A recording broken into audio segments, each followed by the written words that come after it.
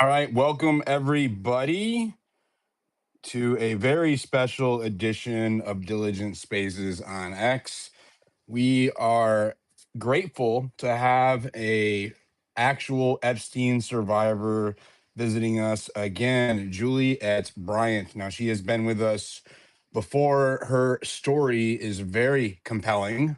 The individuals who she named range all the way from Hollywood, elite celebrities, politicians, and prominent businessmen, as well as bankers.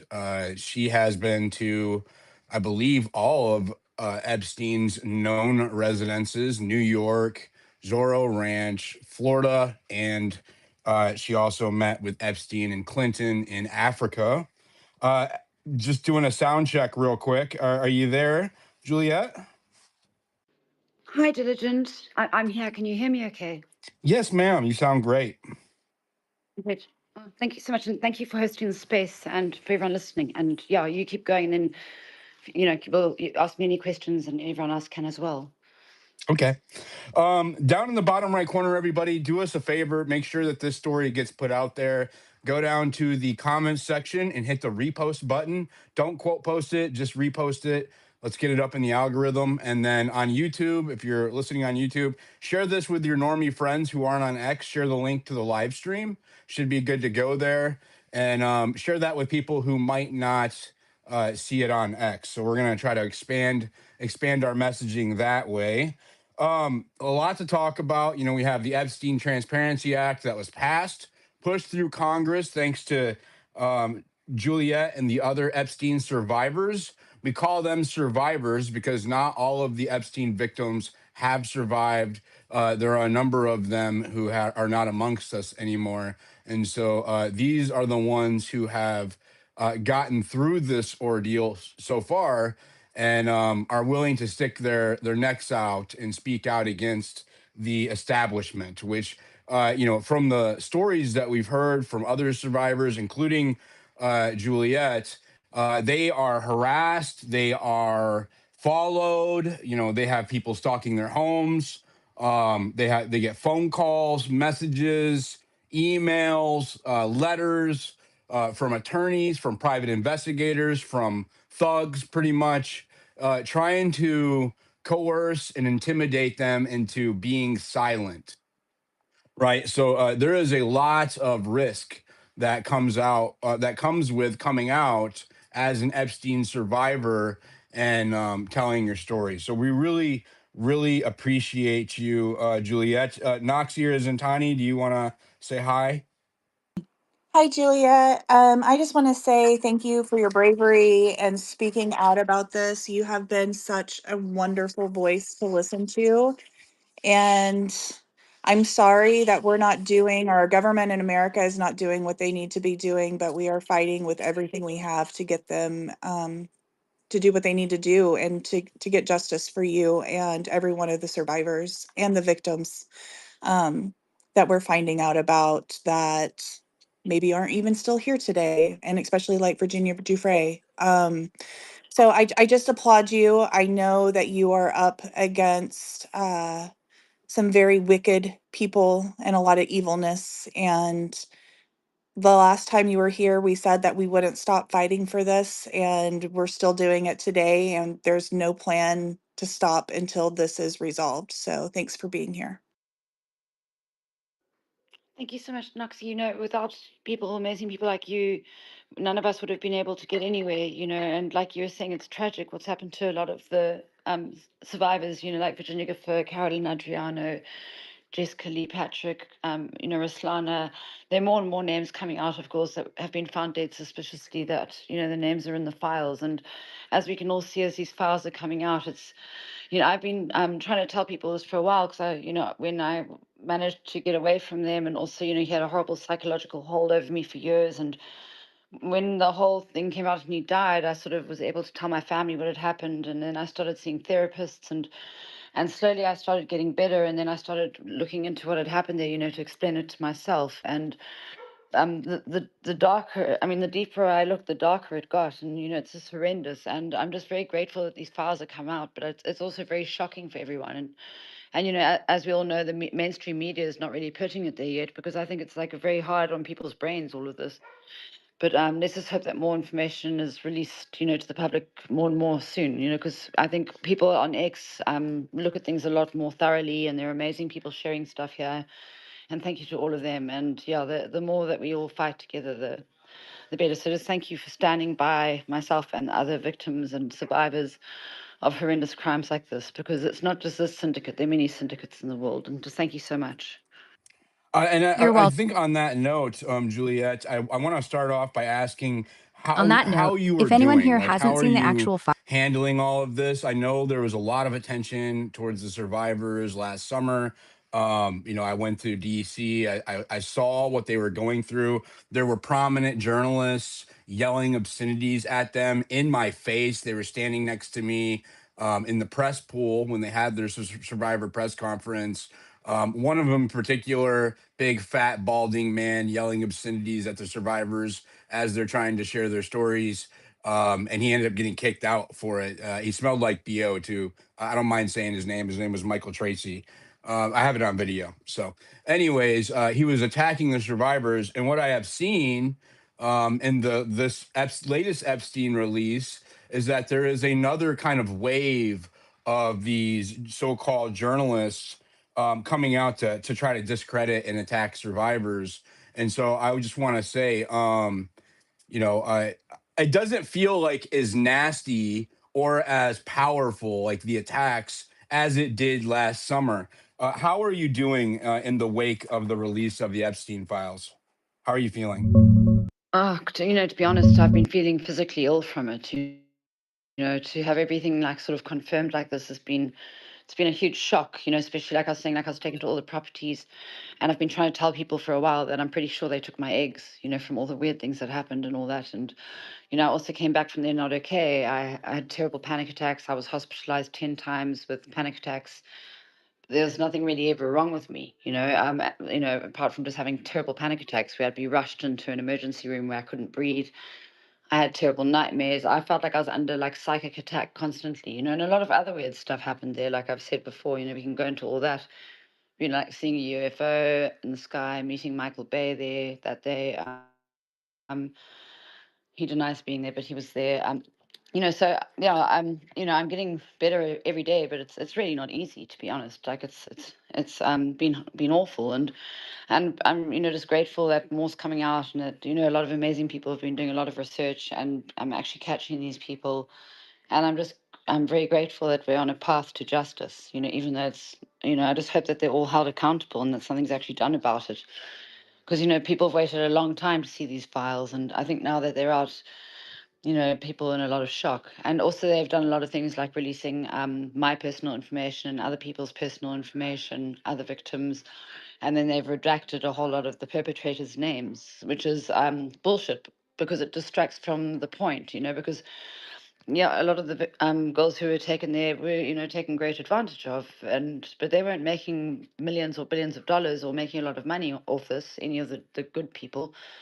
A lot of girls were just taken terrible advantage of. And I think the fact that they're releasing victims and survivors' private information and not releasing, for instance, Prince Andrew's emails or Ghislaine Maxwell's emails, like I think they should be releasing those emails, the people that were actually working with Epstein, not the people who were taken terrible advantage of by them. Yeah, they pulling the seem like latest it seems like they have done more to protect the criminals than they have to even try to investigate them. You have Pam Bondi coming out. Did you watch the? I have to ask. Did you watch the any of the hearing with Pam Bondi yesterday, the Attorney General of the United States? I've seen some clips of it, and a lot of the good people in Congress were doing amazing work speaking out, but I thought Pam Bondi had an absolute cheek the way she was looking away from the victims and just the survivors and just ignoring them. I think that's terrible.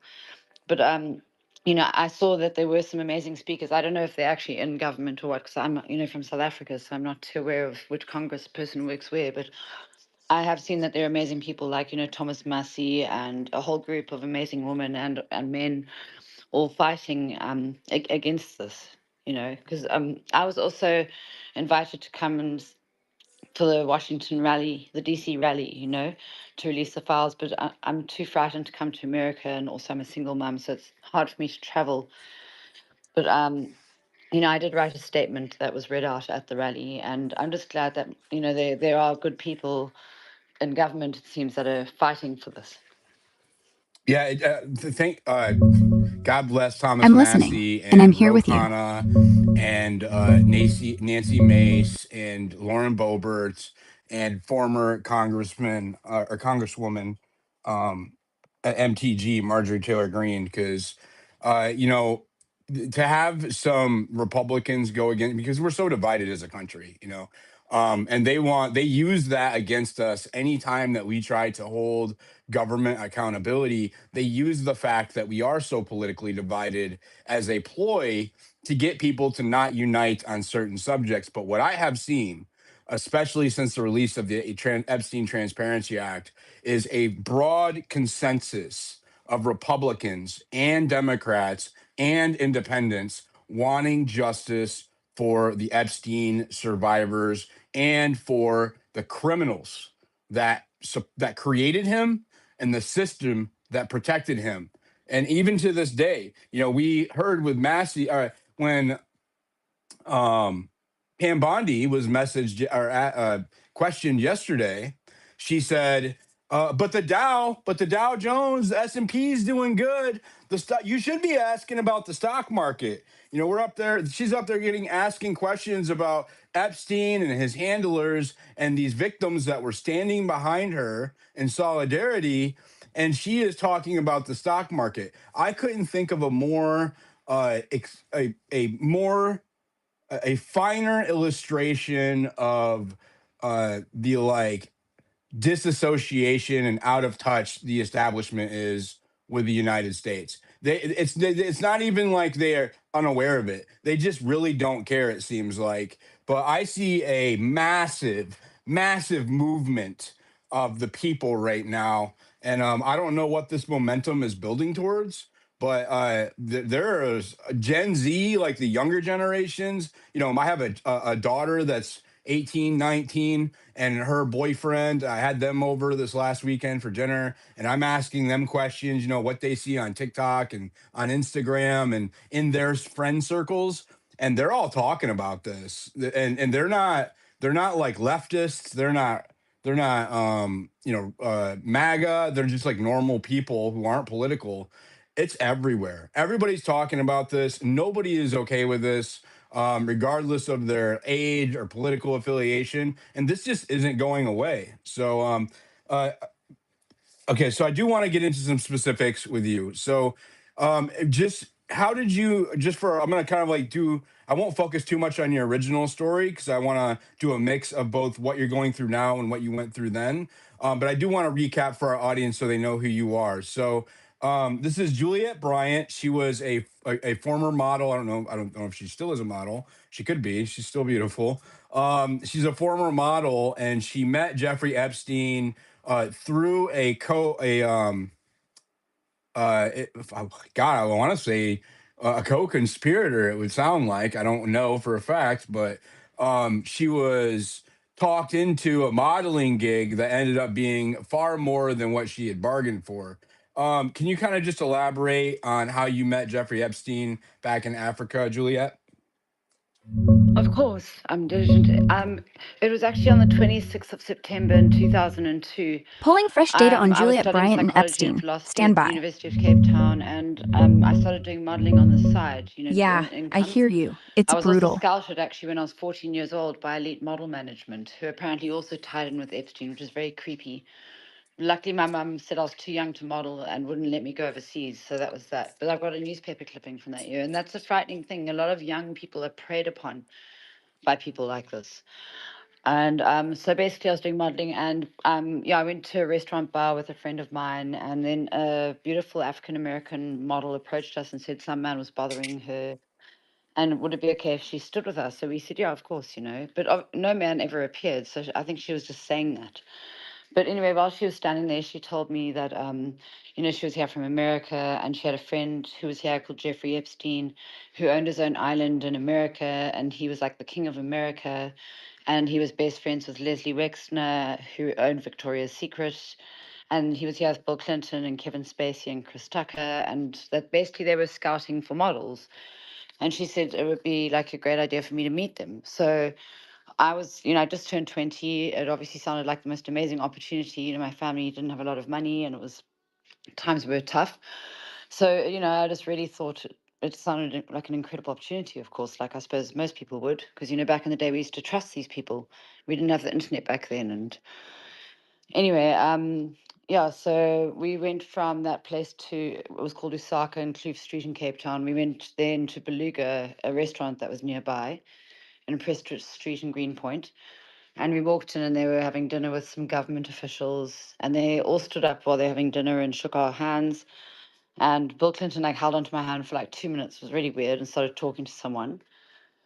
And then then we were there for about 5-10 minutes, and then we left. And then what happened is that girl Naja phoned me because she had my phone number, and she said that Epstein wanted to see my modeling portfolio for a modeling casting the next day. And would I like to go and watch Clinton's speech that he was doing on AIDS at a university in Cape Town? So of course I was like, yes, I'd love to come for the speech.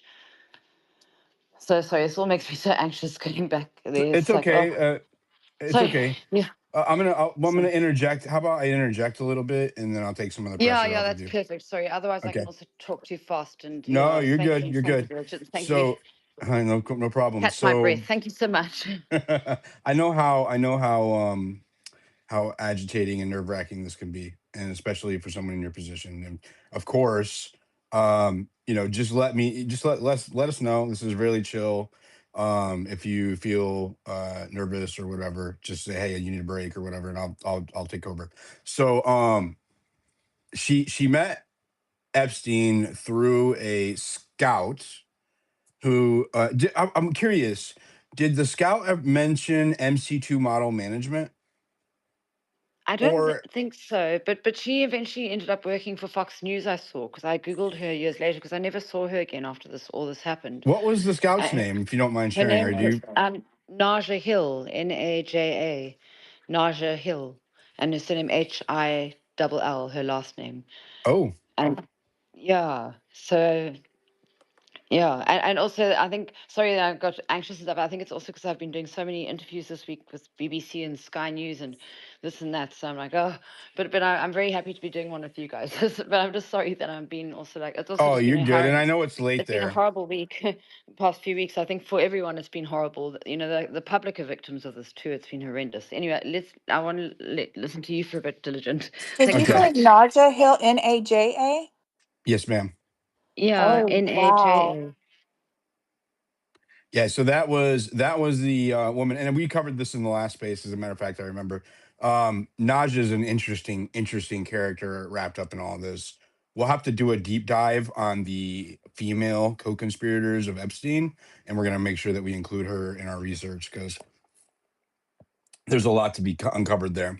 All right, um, so I'm just kind of curious because there's another thing. So she meets Naja Hill in this, like, I think it was a restaurant or a bar, and then Naja says that I'm scouting on behalf of Epstein. He has ties to Les Wexner's network. He represents Les Wexner, his modeling, his clothing gigs or whatever, and some of the other modeling agencies that he was like claiming to represent at the time. And often he used his ties with Lexner or Les Wexner, his, because he was, pretty much running Les Wexner's, or he had free reign over Wexner's empire. So anytime that he needed to flash a badge of credibility, he could use Wexner's clothing line to do so. So he could appear credible to these potential victims, or this talent scouting, like what she's describing happened in Africa. So she meets this Naja Hill, and they end up. Nas is trying to get her to leave the country. Her mom, thank God for mom, wouldn't let her leave the country right away. So she ends up going back to Epstein and Epstein's like hotel, or I want to Vista. I think it's like a Yeah, Vista, right? you mean the modeling casting that they staged in the Cape Grace? Sorry, Diligent. Were you talking about what happened with me with Naja, or No, was yeah, there yeah, yeah, another yeah, yeah, yeah, person? yeah. Where? How did Oh, you end up? Can you just? oh well, yeah, of course. Yeah, let's go back to yeah. So after I met them at the restaurant, she told me that they wanted to see me the next day for a modeling casting, and would I like to go watch Clinton's speech at a university? So I went to the hotel where they were staying, which was the Cape Grace Hotel, by the waterfront in Cape Town. It's like one of the best hotels in Cape Town, a 5-star hotel. And they were all outside. They were in minibuses about to go off to this university. So I got in the minibus at the back, and I wasn't in the same bus as Clinton and all of them, and Epstein. It was like this Clinton speechwriter and that girl Naja in the other bus with me and a few other people who I didn't really meet. And we went to this university called the Western Cape Peninsula Technikon. It's like a lower income university in Cape Town. And there was like a very basic hall and a lot of students around. And Clinton stood on this like small little podium in the front. And there were like plastic white chairs. It wasn't like anything fancy or smart like you'd expect, where you'd see like a president from America speaking. But he gave a speech on AIDS. Like I don't really remember what he was saying. It wasn't very moving or anything. But in front of me, Kevin Spacey was sitting with like a little handheld device, like filming all the students in the hall. And, at the time, it was quite unusual for someone to film something on a small camera, like in 2002. People didn't have phones that could like film very easily back then and stuff like that. So I thought it was strange. I thought maybe he was just filming for the speech. But, all these years later, it seems like they're probably up to a lot more, considering that Kevin Spacey and Bill Clinton both have body counts, apparently. Like the Clintons apparently have over 50 friends who've died suspiciously, and there were 12 accusers accusing Just Kevin Spacey. coincidence. What are you talking about, Juliette? That's all just coincidence, I'm sure. Yeah, we're Perfectly just saying, reasonable. yeah, this is what we've seen online. I mean, I don't know this for a fact. I didn't witness any of that, but it's just these are things that I've seen online. Well, I mean, also with these files coming out, it seems like Epstein and Maxwell, it seems like they're all murderers, right? I mean, that's what it, like, but that's what it appears to be, from what we've So I been reading. remember I'm gonna because since we're kind of going off on this angle real quick, I was very careful to because I didn't want you to say anything that would be used to try to slander or discredit you. The first time we met, I am not going to try to moderate what you say at all. As a matter of fact, after what we've seen with the latest files, let me just apologize for trying to moderate that, like with the what it appears to be some kind of eugenics baby making factory idea out at Zorro Ranch. 100% confirmed, right, through various scientists. Epstein's large quantities of ordering from 23andMe genetic filtering test kits for impregnating different women, looking for ideal traits or possible genetic deformities that he might not want in women. He ordered so many genetic testing kits from 23andMe that they flagged it as suspicious and reported it to the authorities. That's how many genetic testing kits Epstein ordered. So, it looks like a lot of what you are saying is corroborated in that regard. And I don't want to get too far Well, afield. So go ahead. solution.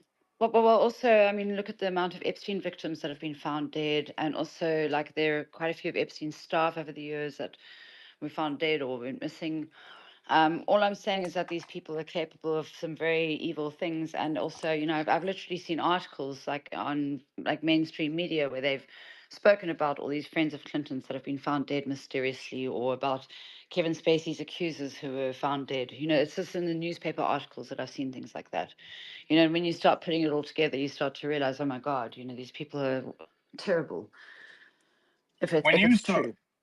when you saw these so you saw Kevin Spacey at this thing, you saw Bill Clinton, Jeffrey Epstein. Who else was notable that you can remember being at the event where Clinton Chris was Tucker. speaking? Chris Chris. Tucker, and I always sort of wondered his involvement, and then I saw there a lot of photos with him as Puff Daddy. So it seems like he's sort of, connected with P. Diddy, who was also implicated in many evil doings. So it seems like, birds of a feather flock together. These guys are all sort of, up to no good. And also 100. let's not forget that Bill Clinton apparently used to bring the cocaine through Arkansas. I mean, people can Google it. It's on Google, Bill Clinton, cocaine, Arkansas. So, these politicians, they're often in, if there's going to be a lot of money involved in something, they're going to be in there, and they can control illegal stuff. Like someone like Escobar was most likely working with the American government because people can't just fly in and out with drugs, they work with the Well, government we know for a a lot of fact the that the time. Well, CIA it was seems. working with. Yeah. We know for a fact that the CIA was working with Colombian drug lords because of Iran Contra, right? Which ties to Epstein, unironically, right? Like he purchased airfield equipment that was used by the CIA to move drugs during Iran Contra. And what's interesting about that is that even after Iran Contra was exposed and the company went defunct, it reformed with a similar name. It went from what was it, Southern Air Company to Southern Air. Really, really crazy that it seems that there's tons of evidence that our government is complicit with Epstein and his operations and the drug smuggling. It came out recently, and I wanted to ask you about this. The Sultan. Did you see the reporting about the Sultan of DP World from the United Arab Emirates and Dubai? No, but please tell me more because it sounds interesting. And another thing I wanted to mention is Epstein told me he worked with CIA. Before I was sent home the first time, he said he worked with the CIA. He had my family's name on a list. And he told me that there was a girl who accused him of rape. So he planted drugs in her apartment and had her sent to prison. So, it was just he was giving very obvious threats. And I don't know. No one else ever told me they worked with CIA. But I met Michael Bay there, and I've also seen that he met with the CIA, and apparently Robert Maxwell and Leslie Wexner were part of Mossad in the 80s, which is probably connected to the CIA. But anyway, yeah, what were you saying about the Sultan? That sounds So interesting. this Thanks there so much for was the hint. and I forget the pronunciation of his name, but he's a sultan. He is the CEO of a cargo company, a freight shipment company that deals with large scale containers, like container ships. Well, actually, they are one of the top 10 freight movers in the world. So they move 10% of the world's freight, this one company. That's how big they are. So that may not sound like a lot, but when you think about all of the world's freight, all of the world's shipping, right? 10% is massive. That means one out of every 10 boxes shipped belongs to them, right? That's insane. That's And they could ship humans in there. We don't know what they're shipping all the so time. So what's interesting about that is, there was an email that came up in the latest files where they were talking about Epstein was thanking this guy for sending him a torture video, right? And it turns out that this guy also ordered Epstein ordered 30 23andMe kits, which are the genetic testing kits for women before you try to have a baby with them. Epstein bought 30 kits in his name for that guy, right? And also some other conversations between them about little girls or cute girls or whatever. And Epstein was in deep business with this guy. This guy had docks. They build ports. They build boat docks and boat ports worldwide. They have a bunch of derivative companies. I'm researching it all right now. They have been busted. Well, and what's interesting about them, okay, is that even though their containers, their ships, their docks are found with tons of cocaine or with a container full of migrants, people, a lot of the times, half of them are children, right? They never get investigated, right? The company itself is never investigated or accused of wrongdoing. It's always limited to the crew or handlers or the shippers, right? The company itself is never investigated. Are you telling me that the shipping, the dock manager or the cargo manifest guy on the ship hasn't at least opened the container and seen if it was full of people. You know what I mean? Like, how do you not open a container? Right? They're required by law on almost all of these countries to open the container and check the contents of those containers, at least with a visual, real quick. They're not required to go like dig through them. Customs does that, but they are required to at least look in there and verify the contents. And in 2013, DP World's subsidiary, which is P&E, I think, PO&E or something like that. I'll have to look it up.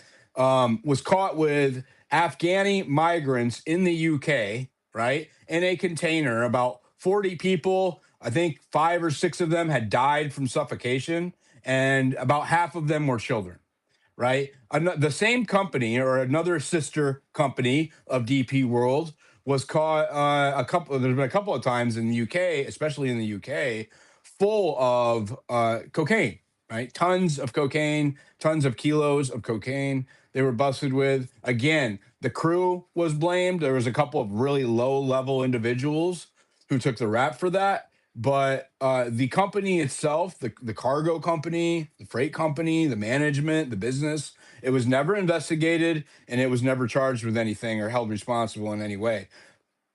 This is the theme of Epstein, right? Where Well, accountability. Go ahead. I'm sorry. no, what you're saying is so interesting. It's, I mean, frightening. But I want to say that with Epstein, on the first time when they took me to the island, they didn't put my name on the flight log. So if something had happened to me, no one would have known where I'd gone or what had happened. And that brings into question all flight logs, because that was a flight from Teterboro to the main island. I think they flew into St. Thomas, as far as I think. I'm not 100% on that, but there are the few islands around his island where you'd fly in. And nothing was ever checked on his airplane. And I know also, like, I was taken to all the properties over time: New Mexico, Paris, Palm Beach, New York. And anytime we went and left any airports, nothing was ever checked. And no passports were checked, our bags weren't checked. And also, the one time when we flew from Paris to New York, we stopped in Newfoundland, which is also very strange because flights don't usually stop there. It was like actually going off course. And another person I know who did research said they actually had a hatch in their airplane where they could be dropping things out. Like, it was like an unusually designed airplane, apparently. And also, when I was there, they used to move around quite frequently, which was quite strange because you'd think like someone who's a billionaire would be relaxing and enjoying their home, not like moving around all the time. So it's quite clear he was working for some organization, which we all know. But they were moving around frequently, and just all I wanted to add is what you're saying is like things weren't checked, and they could have been moving anything. And with my name not being put on that flight log, that brings into question every flight log, because people could have been taken there that Which went is missing. illegal, And by the way. That's yeah, illegal. exactly. Like, people said I should actually sue the airport for it because it's horrendous, because it just shows that people could have gone on those flights. And and that's also when I realized when he started sexually abusing me on the plane. And then I realized, oh my God, these people might kill me, and I got petrified. So and the thing is, I just knew that if I didn't go along with what they wanted, I suddenly thought, oh my God, my family aren't going to see me again. They're going to kill me. I got, and the other girls were just laughing. It was just horrible. But but just basically it brings into question all flight logs and things like that, because, and also I suppose people can be paid off to turn a blind eye, or they're too scared, maybe. The employees at the airport maybe are too frightened. I don't know, but I just didn't. I know that things weren't checked when we traveled with Epstein at all. Yeah, and that's a problem because it means God. Thankfully to God, you and a number of other survivors are here to tell your stories. But it begs the question: how many are not? How many went undetected or unrecorded by these airliners, by these freight ships, by these these yachts, right? These 100%. marinas. Because on the boat, on the island, they could have brought someone in from anywhere nearby, from the islands on a boat, and people wouldn't have known. So There would be there's no some record of it. there's something surfacing, and I haven't. I'm gonna probably do some work on this tomorrow. Um, Many people don't know this. They had a submarine called Plan B. Okay. And there was an attachment on the side of one of Epstein's yachts, a compartment on the side of one of Epstein's yachts. That was a gift. I think it was either from a billionaire to Ghislaine Maxwell, or it was like some kind of handoff between another billionaire and Ghislaine Maxwell. What's interesting about this is Ghislaine Maxwell, maybe people don't know this, she was a airplane pilot. She was a helicopter pilot. She was a trained medic. She spoke numerous languages, and she was in training. I don't know if she ever completed it. She had a To submarine license, apparently. she Sorry. she had a submarine license. This is real. And what came to my someone brought Terramar it to my project.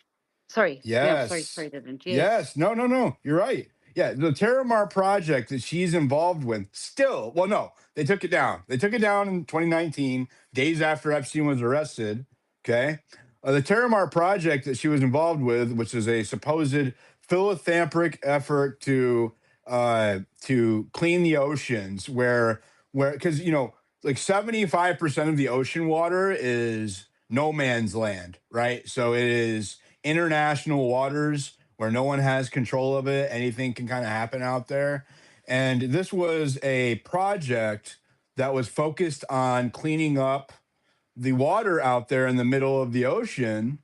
Um, and none of the money ever went to any grants to clean the ocean. As a matter of fact, the project said that it owed when it like closed. It's like last financial document said that it owed Ghislaine Maxwell like 500 grand or 800 grand or something like that. Um, Many people believe it was a front for trafficking using the submarine, right? Like nobody knows this. Ghislaine Maxwell has a submarine license. And what's really interesting about this, and I probably will make a video about this tomorrow, is that Epstein's Island has this little um, building off of one of the beaches near the docks. And from what like people have said, experts have said, engineer experts have said, is that this looks like some kind of ship or underwater docking facility, right? And it doesn't get any attention. So I just want you to think about this. They had a yacht with a compartment where they could launch these miniature submarines, and Epstein's Island had a docking facility where they could dock said submarines, and you could have people never detected, right? You could traffic people, you could traffic girls, and you would never know. They would never see the surface, right? You would never know that they were being moving people. And this is real. This is not conspiracy theory. This is not conjecture or speculation. This is all, and I just found this today. And yeah, I haven't covered it, but yeah, it's crazy. How did you know she had a submarine license? I mean, I read a lot of things, all the time, researching online and, yeah, just gathering information. And that's one of Did the you things ever that I mention come it when across. you met that? So we're kind of hopping around. Can you share your experience of meeting Epstein and Bill Clinton Yeah, in of Africa? course. Firstly, I just want to mention with what you're saying with the underground, the submarine things, like a lot of people, we think there's something underground on the island, and there are a lot of other very rich people who have islands close by, like the Bidens, and I don't know if Richard Branson's island's that close, but I've heard there are a few names like David Copperfield. There are a lot of people who have islands around there, and also Clonade is apparently both based in the Bahamas, where they apparently cloned the first baby Eve in 2002 December. I was taken there in October 2002. Another interesting thing that's I heard recently is that apparently Epstein's Island is located in the Bermuda Triangle, so that people could say it could be like a portal or something, which we don't know. And another thing is people should research the transatlantic tunnel, which is apparently a tunnel that's underground going from America to England, and you can actually drive Yeah, there. they're But working I on mean, that right now. yeah, I mean, I don't know if that's true, but it's just something. It's an interesting thing to look It's a into. project that's underway. It's not ready yet. It is a project they're working Yeah. on though. Mhm. Well, they seem to be hiding so much from us. Who knows what? Like, did they ever go to the moon? Like, why don't they go back? Apparently, they lost the directions. But I mean, it was like in the 60s that they went to the moon. Surely they'd be able to find their way back there again. So it seems like they were lying. And much like Katy Perry and them all going to space in that little pod, they lie a lot, as we know. But anyway, so we were saying how I watched the speech and Kevin Spacey was filming all the students in the hall, and then after that, we went back to the hotel, and I went to get my modeling portfolio from my car. And I went in, and the three girls were sitting posing as modeling agents, saying that they worked for Karen Models. I obviously didn't know they were posing. I thought they were real modeling agents at the time. It was Sarah Killen, Andrea Mitrovich, and another girl called Cindy Lopez. So they were looking through my modeling book, and then as they were doing the modeling casting, Bill Clinton walked past me, like behind me, into another adjoining suite, because it was like they were like sharing the executive suite at this hotel. We had seemed like, like two bedrooms and a sitting room. I didn't see the bedrooms, but it looked like they were sharing the suite. Anyway, so and then they told me to go through and see Epstein, and I showed him my modeling book, and then he said, "Right, I think you'd be great for Victoria's Secret." So they left that day. They were only here for about 2 days, and then his office started phoning, and they helped arrange me a passport, and they got me a visa for America and booked me flights. I obviously didn't have any money at the time. I was a young student without any money, but they told me not to worry. They would be deducting any expenses from my income when I arrived there, and they'd be paying for things to get me there. My mum spoke to him, and he made my mum think it would be a really good opportunity for me. He also said, as well as the modeling, he could help pay for me to study, because my mum was very interested in me getting a good education. So, he was like a master manipulator. He knew how to like say what people wanted to hear. Because my mum didn't really want me to do modeling much, but she obviously wanted me to follow my dreams. You can't stop someone from a young person from trying to follow their dreams. And anyway, so then so I met them, as I said, on the 26th of September, because I found my diary from that year. A couple of years ago, which was quite lucky because I've written things in there, like how I met them and everything. I haven't written a lot, but It's a those. gold mine. It's a gold mine of Epstein information. I remember looking through it last year. Thank you for sharing it. I know, it's a pleasure. Yeah, I'm just glad that I have that because it also helped me to pinpoint the dates. But you can also see I've still got my passport from that year and everything. So I arrived in America on the 17th of October. A car picked me up at the airport, and the guy Jojo, the driver, drove me to the apartment on 301 East 66th Street. So I walked in and got the key. I was so excited. I was like, oh my gosh, I felt like I was such a grown up. I like had my own place and I was going to be modeling. I was just so excited. And anyway, after 5 minutes, the phone rang and it was Sarah Killen. And she said, pack a small bag. We're going to the Caribbean. So I assumed it was like for a modeling shoot. I didn't really know what to do. Sarah I didn't have Kellen any. is one of Epstein's named co-conspirators, by the way, you guys. Could continue. Sorry. Oh no, thanks, Dylan, for explaining to everyone. And then so I packed a small bag, and then the car came back and drove me to Teterboro Airport, where we drove in. And like I was saying, with Epstein's planes, you just drive in the car, and then you'd hop on the plane with your stuff. Nothing was ever checked. You never went through any passport control. There was no such thing with them. And yeah, so then the plane took off, and then as the plane took off, he started touching me forcibly in between my legs, and I freaked out.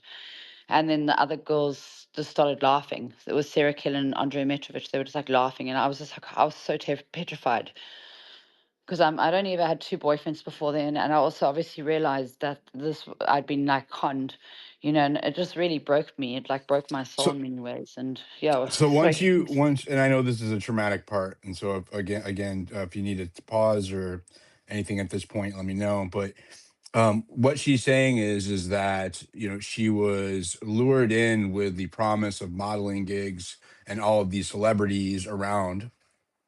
Once they got in the air on his private jet, they started to like do sexual stuff, and they were trying to coerce her into getting into it. Didn't you say that they just like didn't they have beds laying in his airplane from what I've seen, or massage tables, and they would just like start having sex while everybody is sitting around like it was like normal? Isn't that Um, I didn't see him having sex in front of me like on the airplane. Like I did see a girl giving him a blowjob on the island. which when I ran away when I saw that. But on that plane, I've heard other stories of girls seeing that. I think, I think he got more depraved as the years went on. But you are right. In the back of the plane, he had like a massage room and like a little bedroom where he could sleep, and like a little work room. It was like he had two planes that I was taken on, and they were both like sort of fitted out as he wanted them, with like areas for people to sit. And then he did have his own little areas, like bedroom sort of massage areas in the back. Mm. Mm-mm. So that first trip, you said that it broke you because you didn't even have a boyfriend, you weren't even dating, right? And you were not definitely not interested in that kind of activity. Um, where did you go after that? After that first trip, where did you guys end up? Well, you see what happens. We landed on the island, and then I was being called to his bedroom. I was made to stay in one of the chalets, and I found disposable cameras in the kitchen, and I took some, and I took some photographs. So I still have photographs and the negatives of from when I was taken there. And then Those are actually on a a part of the files too, by the way. oh well, that's good. Yeah, no, they must release more and more photos because it helps people to look at photographs to piece things together. But yeah, so yeah, on the first day it was just me and these other two girls, and I was being called to his room. And the next day another girl was brought in, and then as the days went on, just more and more girls kept coming and going. And then Maxwell arrived at some point. She was there because I was around them for about 3 months in total, and Maxwell was there for at least like 2/3 of the time. She was always there, and Sarah Killen, they were like his like lieutenant and commander or whatever, or maybe he was working for Maxwell. I mean, I really don't know who was working for who. In fact, he probably actually was working for her really, but I don't know. Anyway, yeah, and then there were just more and more girls coming and going, and I saw like when I was there at least 60 girls, but I never, like I said, I never saw girls being trafficked to any other men. We're all being taken to Epstein's room, and I did meet Michael Bay there, as I said, and also in New Mexico. I was taken to the governor of New Mexico's mansion, where I met him and the vice president. And him and Epps, they all went into this room and had a meeting. Introduced. Was Me that and another victim were introduced to Bill Richardson. Governor Richardson? Okay. It's weird how many people are associated with the name Bill. It's like Bill Clinton, Bill Gates, Bill Richardson. And the weird thing is that, like I've mentioned before, like when they went in that room, I smelled like this horrible smell of like feces and urine and like vomit, but it was like covered up with like cleaning chemicals. And I smelled that smell also when Clinton went into the room at that hotel in Cape Town. And it's like a smell I've never smelled before, which is weird. And one of my friends said that sounds like it could be the smell of like dead bodies or something. Like, I don't know what it was, but it was just, they were just very, very weird and creepy people. But What was and Ghislaine? What was sorry, Ghislaine just Max? Okay. What was Ghislaine Maxwell like at the island? well, Was she was she just very, kind? very Was she scary. rude? Was she No, bossy? no, no. She was like totally in charge, and she was very short with people, like like cutting and rude. She didn't have time to like be kind or speak to people at all. No, no, no. Like I was just very nervous around them, and I just knew, like, also like growing up, I come from a family where you don't like annoy people, so I just knew not to annoy people generally. But anyone who was like a bit annoying or talking too much would be quickly shut down, and bam. You had to be very. It was like I've said before, being around Epstein and her was like a mouse being around a snake.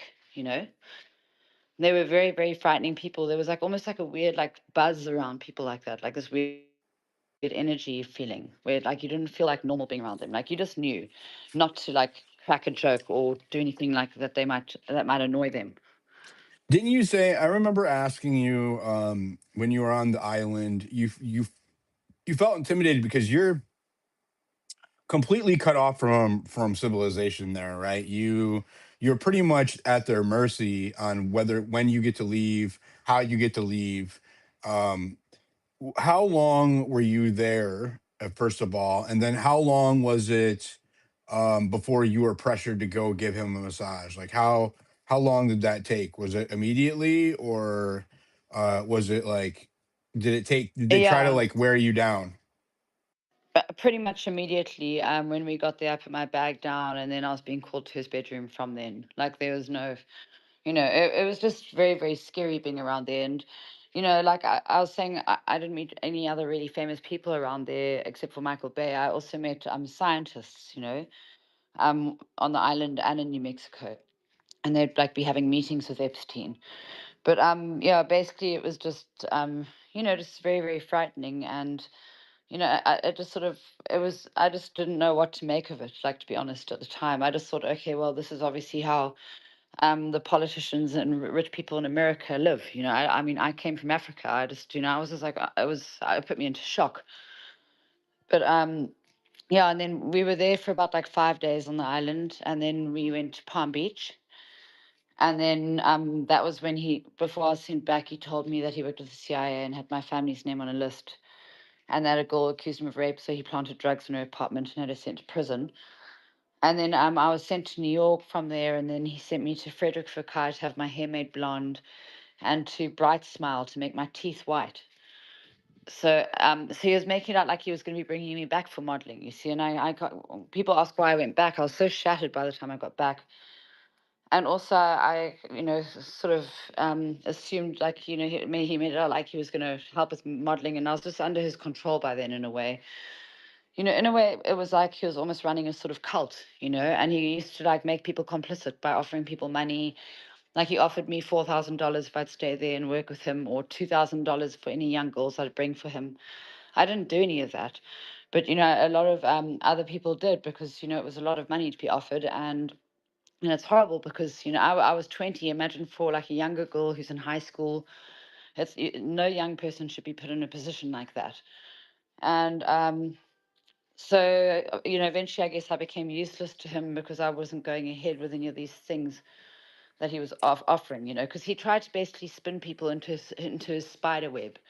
And I think through the emails, you can see there are a lot of very wealthy people who were also manipulated by him.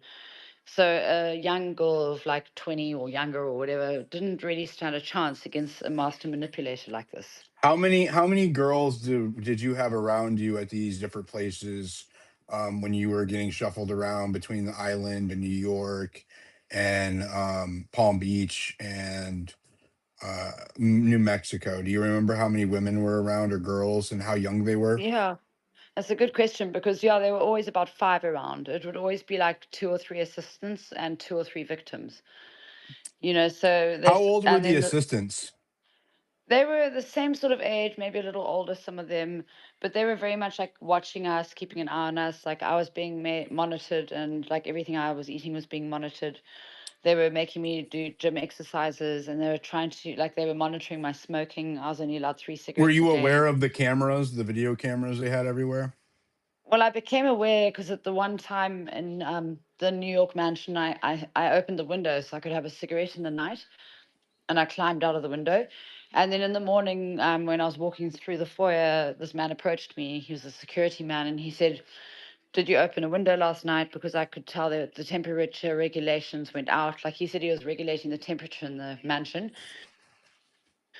And I was like, "Oh, no, I didn't know what to say because I didn't want to be caught for having a cigarette." So, but anyway, then he took me into this room, and then there were like 40 like TV screens like across the wall. And he just said to me, "I just want you to see that everything has been monitored." Because obviously, when I climbed out, it obviously triggered something, and they were like onto alert, thinking that maybe someone was climbing in through the top of the building to try and come like assassinate Epstein or something. And then the man told me that he had the exact same setup at his apartment in New Jersey with all That these okay, things on the I'm gonna wall. I'm gonna pause you there. So it was a security guy at the New York apartment told you that he at his home he had all of the surveillance feeds streaming into his home where he was also surveilling what was happening at the New York mansion. Is Yeah, that right? basically he said that there was a copy of the whole system at his home where he watched it, and it was just watched all the time. Because that was another weird thing with that That's New not in the York files mansion in the middle anywhere. the That's middle of this that's like into. huge. Oh, go And ahead. Maria Farmer knew about it as well. Maria Farmer's also spoken about these tapes. You're right. Where are the tapes? Those tapes should be released. Where are the tapes?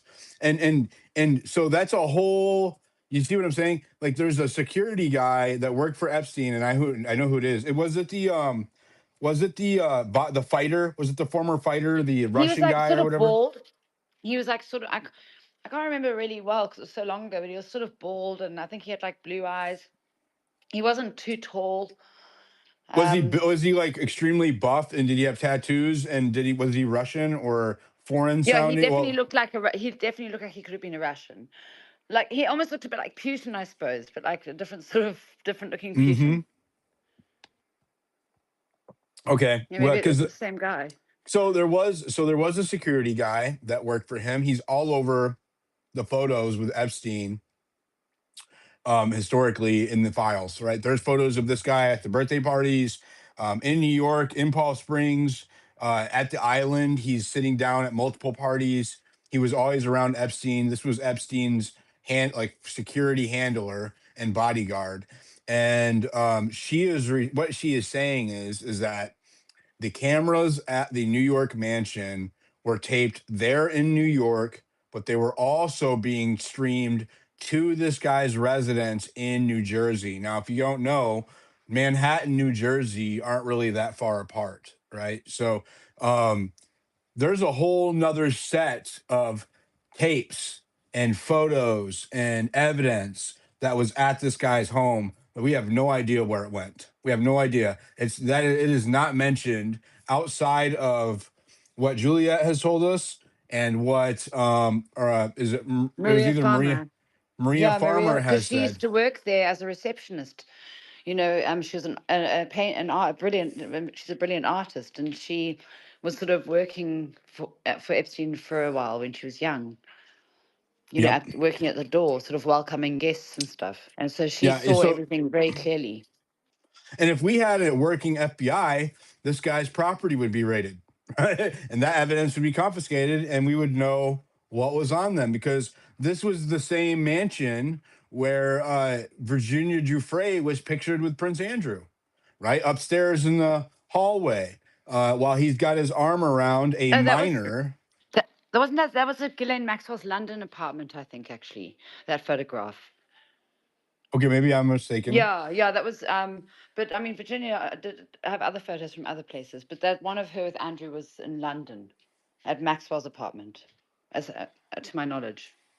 Um, I have to ask. So what properties that aren't like that don't get discussed really that you can remember what like for example, a lot of people don't know this. Ghislaine Maxwell had her own apartment in New York. Ghislaine Maxwell had her own apartment in France, separate from what Epstein's was, that was also used for trafficking. She also had apartments in his brother's apartment complex, right? His brother owns a building full of Yeah. apartments where about 301 10 East to 66th Street. Sorry, That's right. that's where I was made to That's stay right. for that first time when I didn't stay there for very long, but there, yeah. So I haven't broken this news yet. So were you aware that I had Mark Epstein in a space and was able to ask him questions? Did you ever meet Mark Epstein when you were in New York? No, I didn't. Epstein didn't even speak about him very much, but I was aware that he had a brother, and that's excellent that you got him on your space.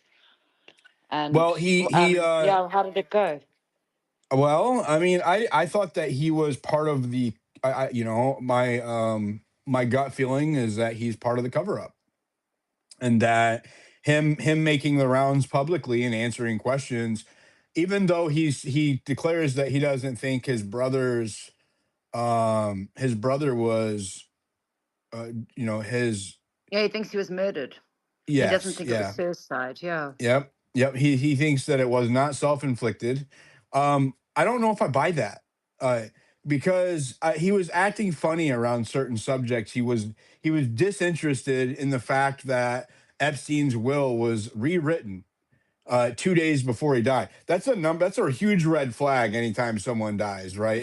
If You're they right, because wasn't he in the wall also? So he would have surely Well, he been, said you that he know, or was wasn't. he or not? So all of the he was in the previous will, and then in the changed will, all of the assets went to a trust, the 1953 trust, and then the trust was redacted, right? And so, and then his Darren Indike and Richard Kahn, who you know very well, were named the executors of his estate.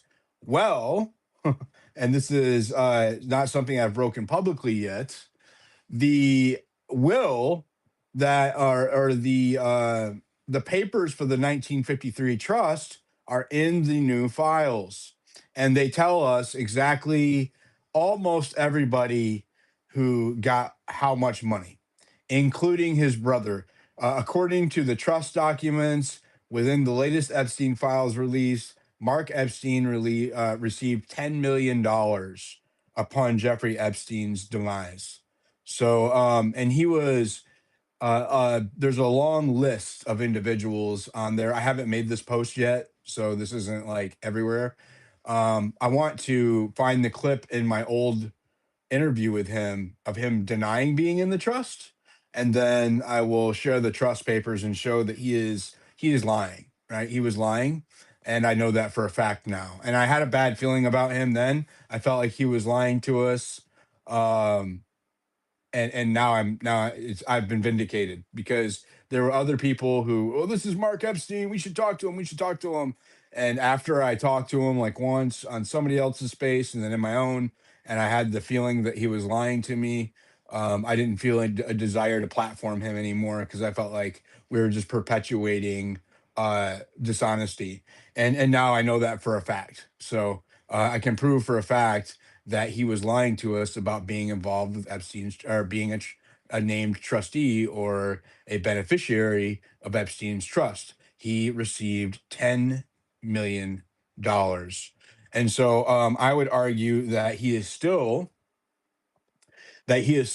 working on behalf of whatever entity is behind designing Epstein, signing that new will. There's no evidence that he signed that will. You know what I mean? There's no video of him doing it, right? The two individuals who were witnesses to that will were cartel lawyers, right? And they didn't actually uh sign the affidavit until later. It was mailed to them where they were at. Then they signed off as witnesses via certified mail and then mailed it back. So we don't even know. And I would argue, I don't believe that he signed a will. I don't believe that, in my opinion, I don't think he signed a will. I don't think that, I think that was done without his consent or knowledge. He had a phone call, I believe, with his brother, or with oh no, it was with Juliette. He had a phone call with Juliette the day before he died, and he said that he would talk to her tomorrow. Okay. So he was planning on being alive the next day. Everything points to him planning on not being dead before he died. Go ahead if you want to say something. I Yeah, saw you. it seems like a lot of people think he's still alive. Like, it didn't even look like his body, that they brought out. And if these guys are up to cloning, which is most likely, considering they cloned a sheep They in 1996, Did you they see would. that they admitted? So it says in the Yeah, files, they wrapped up sheets and cardboard and made a fake body out of that, put that in a white medical vehicle, and let the press and the media follow that to the hospital, and then took his real body out and put it in an unmarked black Suburban that went somewhere we don't know. So they admit in the files to making a fake body, and this is their words, to thwart the media. That's their words. Thwart the media.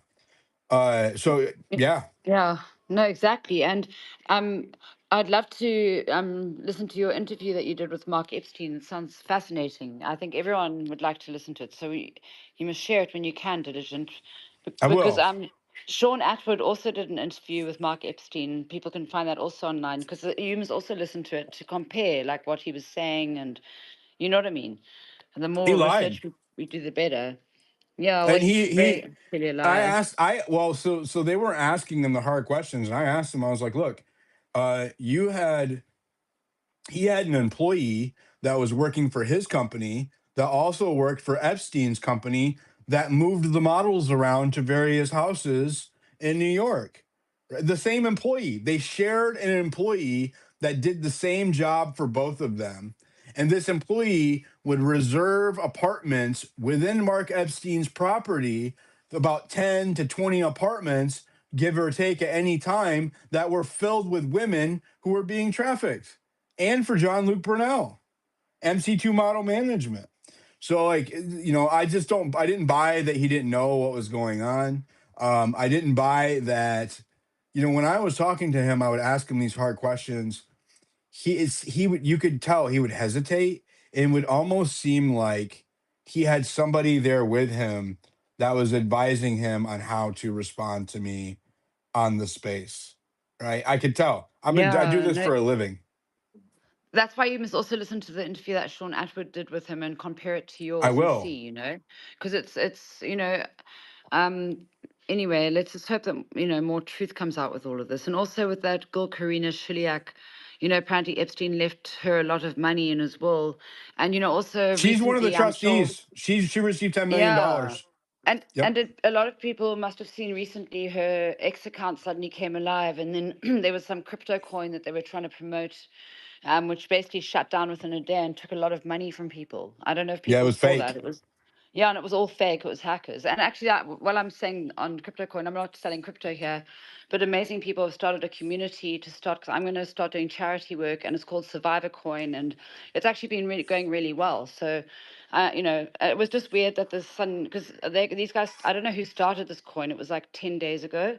Someone started it, and it's, yeah, and they're giving the transaction fees to me to like contribute to my cause and everything, which is amazing. So I'm really grateful for that. But I just thought it was weird that suddenly this other fake coin started up with this girl, and then basically it just shut down in a day. It was pretty horrific. And luckily, like Mario Nafwal and Alex Jones, I think, called her out on it. I actually did an interview with Mario yesterday. It's going to come out tomorrow. And I'm going Uh, to do one with Alex Jones next week. We're lucky to have so many amazing people on X, who are actually fighting for truth. Like you, Diligent, you're incredible. And Thank yeah, you. just thank you so much again for hosting the space. I have some questions from my subscribers, if you don't mind. Um, well, first off, that community she's talking about, if you want to go check it out, it's pinned to her profile. Second of all, my Marianne, one of my most loyal and longtime subscribers and avid supporters. Shout out to Mary Ann. We love you. She says, did Julia ever meet Nadia Marcinko? She lived at the New York apartment address that you just mentioned. And Nadia was 15 years old when Epstein brought her from Yugoslavia. She has been missing for years. Did I you ever did meet meet her. Nadia? I met her when I was taken to New Mexico. At that point, she seemed like she was like very close to Epstein, and she was always with him. And she was 17 when I met her. That was in 2004. And I didn't speak to her a huge amount, but she did tell me that Epstein had sent her off to have a nose job or something. And I've seen that apparently she's missing. It's very concerning. I hope that she's safe and well. And I mean, it does seem like she was potentially working with them. But again, going into the cloning, like how do we even know who's real anymore? But I mean, I'm not saying we don't know, like, spread conspiracy around here or anything. But she was a pilot, and a very beautiful girl, a pilot. It's yeah, I mean, I hope she's alive and well, and she really should come out and talk, because I'm sure she knows a lot more. Like the girl Karina Shiliak would also know a lot more. And I think people should, the people who know more should come out and speak. Because what I've heard is that a lot of the victims in the compensation fund, a lot of them were actually working with him, and they were given the highest settlements, like sort of to keep quiet, apparently. But I mean, I don't know that for a fact. Um, were you I'm gonna focus on Zorro Ranch for a minute, and let's talk Zorro. If you could come up here, and I see you down there, Shadow. I tried to bring you up as well. Please I request. sent Zorro invite. And Shadow, I see you down there. I would like to get you up here as well. Um, but yeah, let's try Zorro Ranch. She's like an expert on Zorro Ranch. Uh, how many girls did you see out there? Can you tell us? Can you describe when you went to Zorro Ranch, what you observed? Because I've been there. I drove there myself this last year when I went to Utah to cover the Charlie Kirk assassination. When I came back on my way back across the country, I went to New Mexico. I visited Zorro Ranch. I may or may not have picked up a souvenir that was laying on the ground. May or may have not have been laying on the ground. Um, you can see behind me, and you don't see it now, but on YouTube it says, "No violators will be prosecuted at Zorro Ranch," and none have. They never raided Zorro Ranch. They never investigated Zorro Ranch properly, and that is where Epstein told the scientific community that he was going to be using it as a breeding ranch for women. So when were you taken to Zorro Ranch? What did you observe there? If you can tell us in as much detail your experience of Zorro Ranch, that would be amazing. Sure. I was taken there in 2004. It was from the end of June to the beginning of July. I can't remember the exact dates in my passport. I think I was sent home on the 7th of July. But the weird thing is that I didn't realize I was there for so long because I thought I was there for only a few days, but you can see on my passport I was there for about 2 weeks, which is really creepy because I don't really remember spending so much time there. And I've got a very good memory. Like I remember being in my cot as a baby. I don't remember like which room I was staying in there. It was just like a very, very freaky place. I also saw the UFO in the sky there, and I met Michael Bay. And then I've got that flashback waking up in a lab where I was naked and paralyzed on a table, and only my eyes would move. And then there were 6 people in hazmat suits around me, and then a female doctor was by my head, and she came near me, and then she said, "Don't worry, everything's okay." And then I went out again. And then also Epstein gave me like a weird pelvic exam before I went back. Like he laid me on this table and sort of like poked around my stomach and around my e- e- personal private areas. And it was just very, very weird. And at the time I didn't kind of realize what it was all about. It just sort of, I was in trauma. But then all these years later, after I got given settlement money and I had time to sort of have therapy and look more into things and piece things together, I realized that there was obviously something very weird going on there. Also, the fact that Michael Bay made the movie The Island about human cloning in 2005. I met him there in 2004. He denied being there, which was also a big red flag. So I started looking more into it. So, and I met It scientists turns out that there. a lot of the Hollywood people went to Epstein's ranch because it was just a short, like 1 hour flight from LA, 30, 45 minute flight from LA. It was like really just right there. So that was They could like have even the driven there. You're right. They could have just And driven as well in a car, in the so then there'd be no record. Sorry. yeah, in the files now confirmed too that there are packages being sent back and forth between Jeffrey Epstein and Michael Bay. There are FedEx packages with each of their names on it. So that confirms like that they did know each other and were communicating and obviously sending something through FedEx back and forth. Gosh, thank you for telling me that, Noxie, because he's lied about all this. And also, I've even got his phone number because after this, I ended up being taken to LA, and they tried to get me into sort of acting, and I saw Michael Bay there, and he took me to his house and tried to like get me into his bed, and it was very, very scary and hard getting away. So, That is I one of the obviously know. things that you mentioned last time was Michael Bay. And so before we did this, Ian Carroll gave us this new web AI to search. And so if you have any questions too, you can send them to Diligent, you can send them to me. We can look through these files very easily with this new AI that Ian Carroll has come up with. And so before we did this with you today, I went ahead and I looked up Michael Bay in there, and it shows some of the connections with Hollywood about Eva asking to get putting a girl named Eva on the set of Joaquin Phoenix's movie, and it shows all the package receipts for the FedEx deliveries between Michael Bay and Jeffrey Epstein. So I know that that was something that was important to you that you have mentioned before. So I went ahead and looked into that a little bit for you. So there is proof that they did know each other and they were sending something. on the YouTube chat. Thank you so much for that.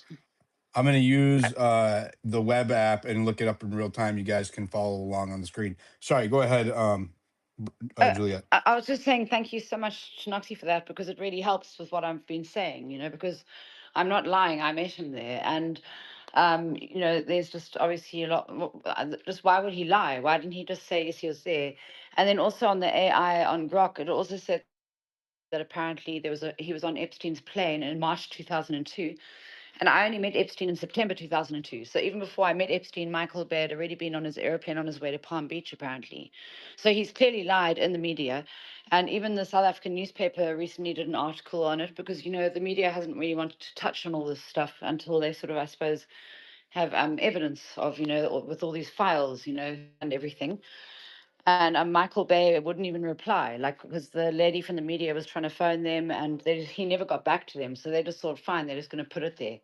But also the Cape Reclette from the Daily Beast a few years ago, she was the only journalist to actually cover my story properly.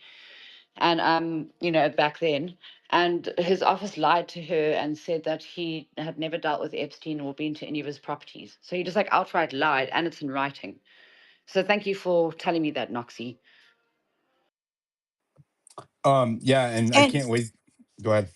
no, I was going to say, of course. And if there's anything else that you want us to look at, or we can maybe even send it to her, ask you to send it to her so that she can look through and find things a little bit easier too. Ian Carroll's new app that he has made to go through these files has been absolutely amazing with us being able to connect dots. So, It diligent. has it has That's all of incredible. the It has all of the files from the court cases, including your court cases, all of the files from all of the court cases. It has all of the files that the government, the DOJ, has published to its website, including the ones from the Epstein Transparency Act, but all of the other files as well from Epstein's first court cases, all of the civil cases from all of the various victims that are public. Everything is there. So it's been amazing to use as a tool. I just got it last night. I got access to it last night. We used it during the space. I'm using it now. So I just asked it. I said, and this is up on the screen on YouTube. Find all connections with Michael Bay. Based on my investigation, I can now provide a comprehensive analysis of around these FedEx shipments to Michael Bay. Oh, they have FedEx shipments. Okay. That came up That's without me even asking incredible. it to. Yeah, And that came Ian up with. Carroll's such a great guy. Sorry to cut in, but he's a great guy because I've been watching his stuff for a long time. He's a very clever man. So that's incredible that he started this. I must definitely, should share it on the group so everyone can have a look when they have time. Yeah, this is I reposted a post about it. They have an X account. It's tagged in the X account that's on my profile. If you go scroll down a couple of posts, I just posted it like an hour or two ago. So you can go follow it, and I'll send it right to you so you can check it out. It's amazing. All of the survivors, I will give them the password. I'll send you the password. Any survivor can 100% have access to this. I'll take the liberty of saying that. I'm sure Ian won't mind. Um, so I just want to read the results. This document reveals multiple FedEx shipments from Jeffrey Epstein to Michael Bay's production company, Bay Films, between 2004 and 2002, or 2002, 2004. If you click on it, it brings up the FedEx manifest proving that it happened, right? This is so weird. Like, what on earth were they sending by FedEx? This is what we need to think Let about. me zoom in. Let Thank me you for zoom in. enlightening me on this because this is very peculiar. Were they sending maybe files, documents, some sort They of were sending it video rush. It was like footage? overnight. So it looks Yeah, and like how it can you see appears how to big the be. boxes were? Was it like This is small a packages? standard overnight envelope on this one. So it was an envelope. So it was a document. Let me see what this next one is. Maybe files. They could have been selling horrible footage. Like dark. What's it called when So there's this is an overnight dark envelope. stuff on the internet? Let me see what this one is. So there's five examples. This one is. Bear with me because I'm No, it's trying to. amazing. Thanks, Diligent, for looking I'm it up running because multiple screens everyone here. must think, what could they have been sending? It's not like he was sending him like marijuana or something, for a small package Right. like it. Or they weren't sending each other drugs or something. It's something like either footage or documents. Well, he was sending it, and what's interesting is he was sending it from New York. This is priority overnight packages from New York to LA. 1 pound, 5 kilograms. So this is a lot of documents. I mean, if this is an envelope, 1 pound, that's heavy for, that's not a letter. That's something, that's like Okay. that's a stack of documents. Let me see. I'll pull up the rest of, so here we go. July 2002, FedEx priority overnight shipment from Epstein's New York address to Bay Films. March 2004, FedEx standard overnight shipment to the same Bay Films. August 2004, another FedEx priority overnight to Bay Films. These are all shipped priority overnight over 2 years. They all seem to be around the same weight. They seem to be letters or documents It's so or weird to packages. send something so regularly like that. So, I mean, how often was he sending them? Like every month or We've got, every I think we have 5 documents here. Yep. There's another connection too that just came up. Okay, so the shipments show Epstein paying for overnight delivery to Bay's production company, suggesting time-sensitive business materials were being exchanged. The 2004 shipment required an address correction on maybe it was indicating. adrenochrome, maybe it was blood for all we know. I mean, we don't know, We don't know. it We don't know. could have been anything. It's horrific. It could have been Money, jerky. money. Epstein's emails show that he was actively engaged with movie industry contracts. See, this is what I like about this. You ask it one simple question, and from that one question, it provides you a ton of deep dive information. And if you guys can't watch this, I believe the link is live on YouTube. If you come Juliette, back, if you wanted to, if you have another system or if you computer that can, you can if stream on. Oh if well, you, I'll rewatch it after, and I'll yeah, zoom ahead to see these parts if because this sounds fascinating. yeah, if I you come definitely need back. to look into it.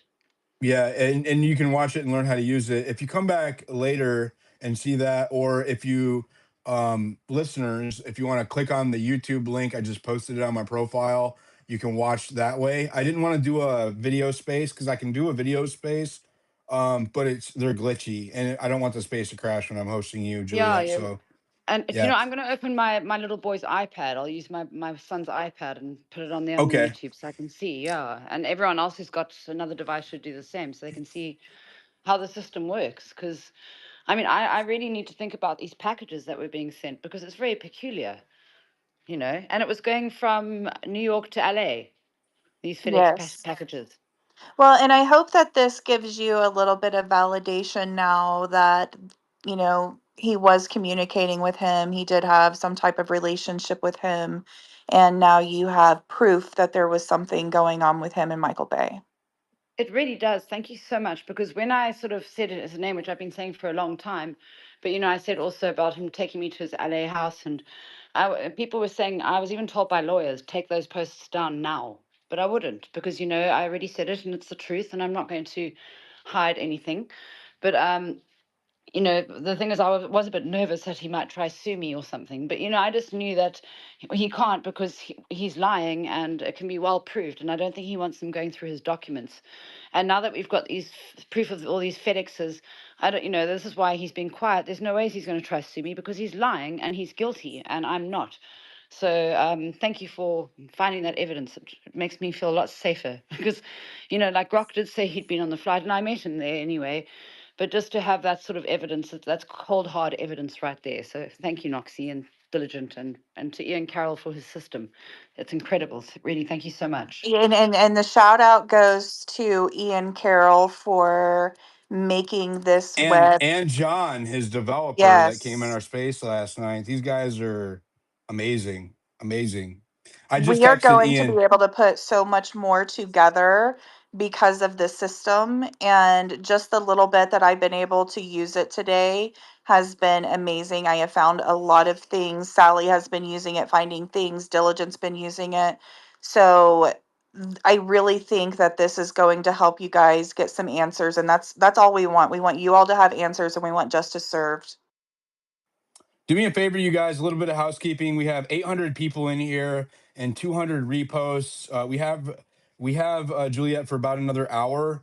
Our time is limited. She's over in Africa, way ahead of us. It's really late there, and so we really appreciate her. Show some support for the survivors and their bravery. Go down to the comment section and repost the space on YouTube. Share this link out with your friends so you can hear her story firsthand, as well as if you have any questions or comments for Juliette, tag Noxie or tag Zentani in your comments. That way we can see them, because it's hard for me to see the comments whenever I'm hosting a space. I'm going to pause for a second. Does anybody up on stage have questions for Juliette? Go ahead, Sally. Yeah, I was just going to ask her. So, America's Future just recently went down with a group of people to Africa because a lot of the kids from there that go either into the acting or go into anything, sports or whatnot, are being kidnapped and forced into the trafficking. Do you know anything of that going on in Africa? Well, and that's the frightening thing is, when the media won't interview survivors of Epstein, you've got to think about all survivors of all crimes. And you coming from a place like Africa, there's obviously a lot of injustice and, a lot of poverty here. And it's horrific because, I do hear of children. I mean, I don't know anyone personally, thank goodness, touch wood, that's had a child taken. But, one does hear of these horrible stories happening. And I don't think it usually gets enough media attention. Also, like with a lot of these companies, I mean, so-called charity organizations that come here to apparently help children, much like Oprah, she was apparently running a school in South Africa or in somewhere in Africa, and children went missing. Oprah was apparently friends with John of God, who's been put in jail for running baby farms. Oprah, I was told that Epstein owned Oprah's network, King's Network, which, I don't know if we mentioned that earlier. Sorry, I've been speaking so much on interviews, but, apparently Epstein bought the New Mexico ranch from the King's family. And then I looked it up, and sure enough, Oprah's network was owned by King's World Productions. So, there's a lot of weird stuff with these people, and thank goodness I haven't witnessed it firsthand, but obviously I've heard, terrible stories of things happening to people through the grapevine. And I think, the media really needs to put more attention onto fighting for survivors of horrific crimes. It's not just in Africa things like this happen, it's worldwide, where people are being trafficked and harmed and hurt. And it's really about time that people in positions of power put their foot down and did something about it. Like the royal family, what do they do to actually help people? They walk around with crowns on their head. I mean, I suppose they don't really wear their crowns so much anymore. But it's just they have so much money. Like over 1% of the world owns over 80% of the world's money, and then you get people starving and suffering, and these people are also the ones who What own do the you, what do you media. Like, what do you think it's like about the fallout that's happening in the international community? I saw you share my post about the former Norwegian prime minister getting his house raided and charged earlier today. Yeah, let's go. What do you I think think it's about? great news. Sorry, But Julian. I think it's not great. here in America. Isn't that a little weird? Like all of the other countries in the world seem to be holding the establishment accountable, except for the United States. Does that anger you, or how do you feel? Do you feel like justice is happening a little bit here? I mean, do you feel vindicated a little bit by some of the fallout we're seeing internationally, at least? I'm very glad the files have been released. And I mean, there must be someone within the administration, like we were mentioning Thomas Massey earlier, who's been fighting for this. One would like to thank Trump for it, but, Trump's been pretty rude to Thomas Massey. He's written some very scathing, rude comments towards the man. And so I just think there are some good people who are fighting for it. And I think that, you get there. Some of my best friends come from America. I think there's some of the most amazing people living in America. But I think, and many governments are corrupt. Like in Africa, we've also had difficulty with the government, much like in many countries. And it's just about time that good people came into positions of power, and also where people aren't listening to the government as much. Because I think, I mean, I don't know how things are going to go forward now, because I don't think it would be a good idea for Bill Clinton or Bill Gates to go out in public again after all this. And if it's true that these people are really harming children and Or babies, Howard like it's, Lutnick? How do we have Howard Lutnick, who went to the island, still have a job in the Trump administration? as our commerce secretary lied to us, said that he only ever interacted with Epstein once because they were neighbors and never went again. And then we find out that he took his kids, or he took 8 kids, and named them by age, and then brought them to Epstein's island. If he's lying about that, what else is he lying about? Well, and not only that, but I just found today that in 2017, Epstein paid $50,000 for a table that was honoring Howard Lutnick to John Paulson. Paulson is the billionaire that is funding the anti-Massey campaign in Kentucky. And then Sally did a deep dive on some of the other businesses that some of the other ties that he has there. So this was 2017. He's paying $50,000 for a table to support. And Paulson wrote to him and he said, I want to make sure that as a close friend of the Lutnicks, you're aware of the event and have the opportunities to support them. In which Epstein replied and sent $50,000 to Paulson. So that's recent. That's even more recent than the 2012 visiting the island. This man has no business being in the administration whatsoever. Sally, if you want to fill in on what else you found out today. Well, just the fact that he had ties to the is it the BCG or the BGC bank, and going clear back to 9/11. I mean, this relationship goes back a long time with money laundering schemes. And I think that, um, his ties with Epstein might not have been, well, he lived next door. So he's like, oh yeah, I didn't have any communication. How easy is it to hide your communication when you live next door to someone? So I don't think there's going to be a lot of evidence as far as the child stuff goes, but there is a financial ties with different, like, laundering money through different shell companies throughout the globe. And that is his big connection to Epstein. So he is, and I'm digging further into the individual companies because they are listed. So I've got some deep diving to do tonight. Definitely. Thanks so much, Sadie, because you've also obviously done a lot of research, and that's the thing. The more research we all do together and piece it together, the better. And that's why this new system you guys have, that Ian Carroll's created, sounds absolutely incredible.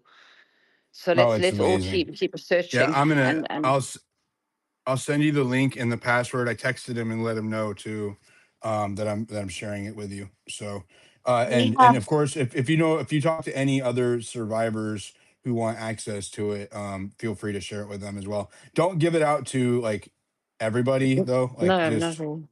yeah, because it's right now it's on a limited trial. Like Right. they just launched it beta, so it's not ready to be used by a bunch of people, and they paid for a preset amount of tokens because AI uses these tokens. And so they have a limited amount of money they set aside for people to test with it over this whole next week, and then they're going to launch it for everybody, but it's not ready yet. So I'll send it to you. Just don't hand it out to everybody. That's the only thing. Absolutely Let me not. what's And thank you so much. I'll only share it with one of the other survivors that I'm very close with. I won't share it with anyone else. But thank you so much, Diligent. I have to Yes, ask you ma'am. one question real quick, if that's okay. I'm just curious, have you talked to Maria Farmer since these files dropped, and how is she doing? I haven't actually spoken to her. We used to speak quite often, like a couple of months ago, and then she just sort of went quiet. I do speak to Annie Farmer, Maria's sister. She's amazing. Maria's also amazing. I think it's all been very hard on a lot of the survivors, and I think sometimes they just but I must email Maria again, and because I'd really love to speak to her again. It's just they also try to keep survivors apart, and I mean I've had some frightening things happen. Like I'm not going to mention any names here, but one of the survivors, like she even sent me a horrible email today saying that she hopes that me and my child get gang raped. Sorry, I don't like to say horrible things like this, but I just like to put it out for my personal security. And I've actually got to go to the police station tomorrow. I won't mention any names here, but there's a certain survivor that's been, in the public before, who's a bestial liar, and she's also said that she hopes Maria Farmer dies from her cancer. She laughed when Virginia Gifford died. She's horrible. Anyway, I'm sorry, I don't want to bring things like that up because it's just been, but I think Maria and Annie are amazing, and there are a lot of amazing survivors. I just wish that I was in touch with more of them, because it's been, horrible. And like also Diligent was saying earlier, like with my life, like I can't even take my child to the beach anymore. I've been followed. I've had my car tires slashed twice. Living in Africa, I mean, I used to go out on my own, like in the night with friends, but I'd like park my car and walk down the road. I've always been safe, and like I really don't feel very safe anymore. So luckily, I live in a security estate, and I've got Dobermans, and I've got amazing people, around, amazing neighbors. But it's been, yeah, very, very scary. So, I really, I love Maria, and I must message her again. I just know, it's been very hard for her, everything, and especially when we're getting attacked by other so-called victims, sending Nobody should be horrendous attacking emails. you guys at all. It's absolutely uncalled for. And I'm so sorry that you are dealing with that. It's absolutely unacceptable. We do have a question down from the comments. Luna has asked, did you ever see any Native Americans on the ranch or any other girls or women that were pregnant around Epstein? I didn't see any girls that were pregnant around Epstein, and I didn't see any Native Americans around the ranch. I did meet some very beautiful girls in New York that, were from obviously different parts of the country, and I wasn't sure of who was from where, but I didn't meet any Native Americans around him, and I think Native Americans are amazing people. I want to say, and I don't think it's fair how, like that movie Wind River, where they say if something happens to a Native American woman, it's not counted for, and the police don't act on it as much as they should, because I think Native American people are amazing.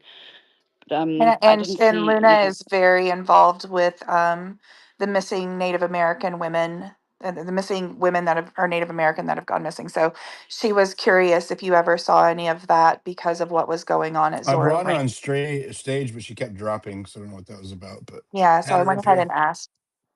Yeah, and just for our YouTube listeners, I am watching the chat, so I am reading.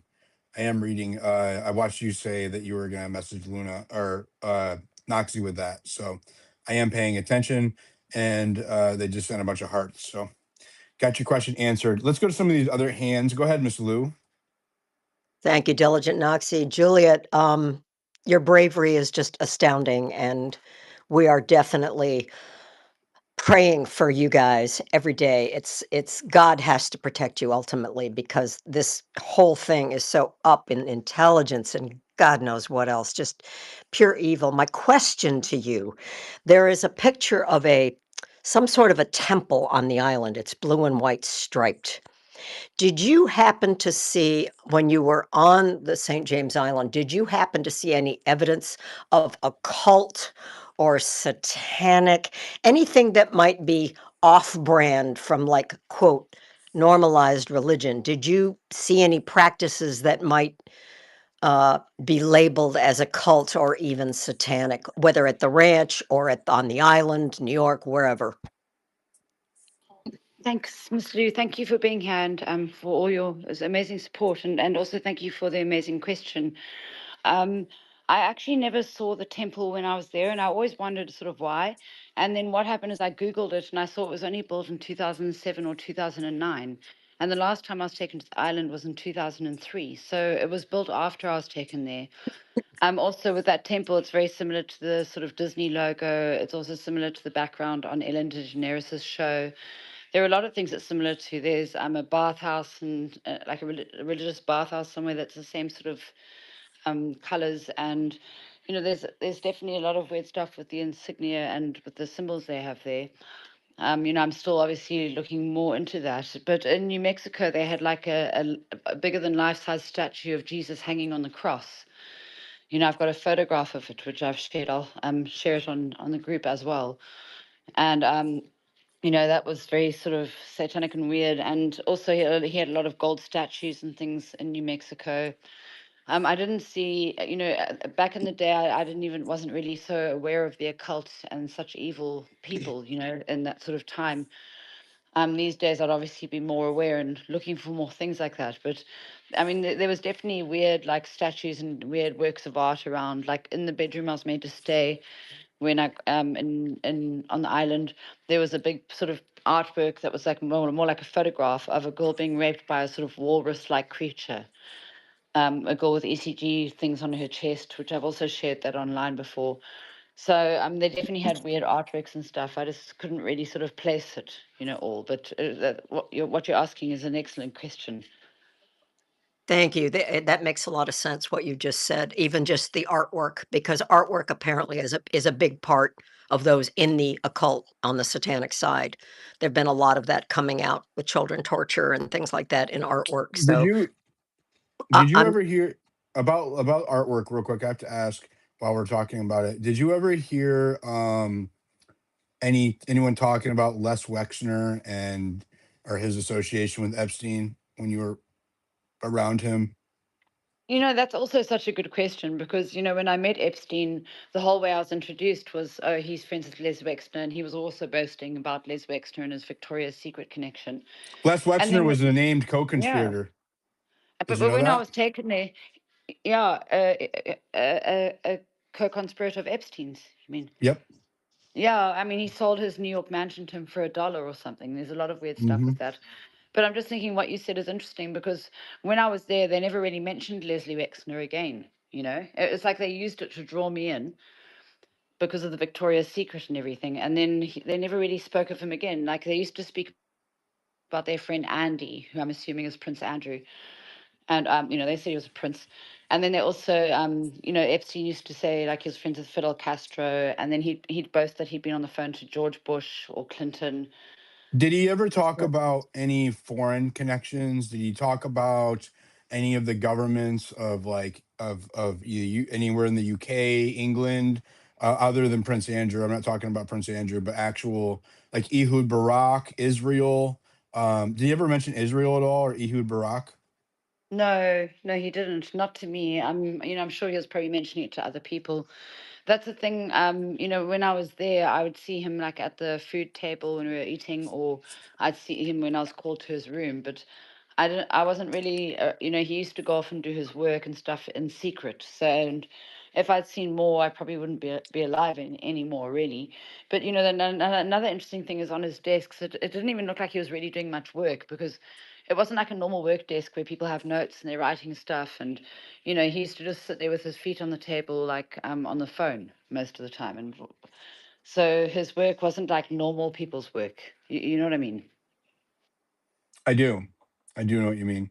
And well, well, and then we have Steve Bannon there interviewing him with photos of victims on the desk, and him.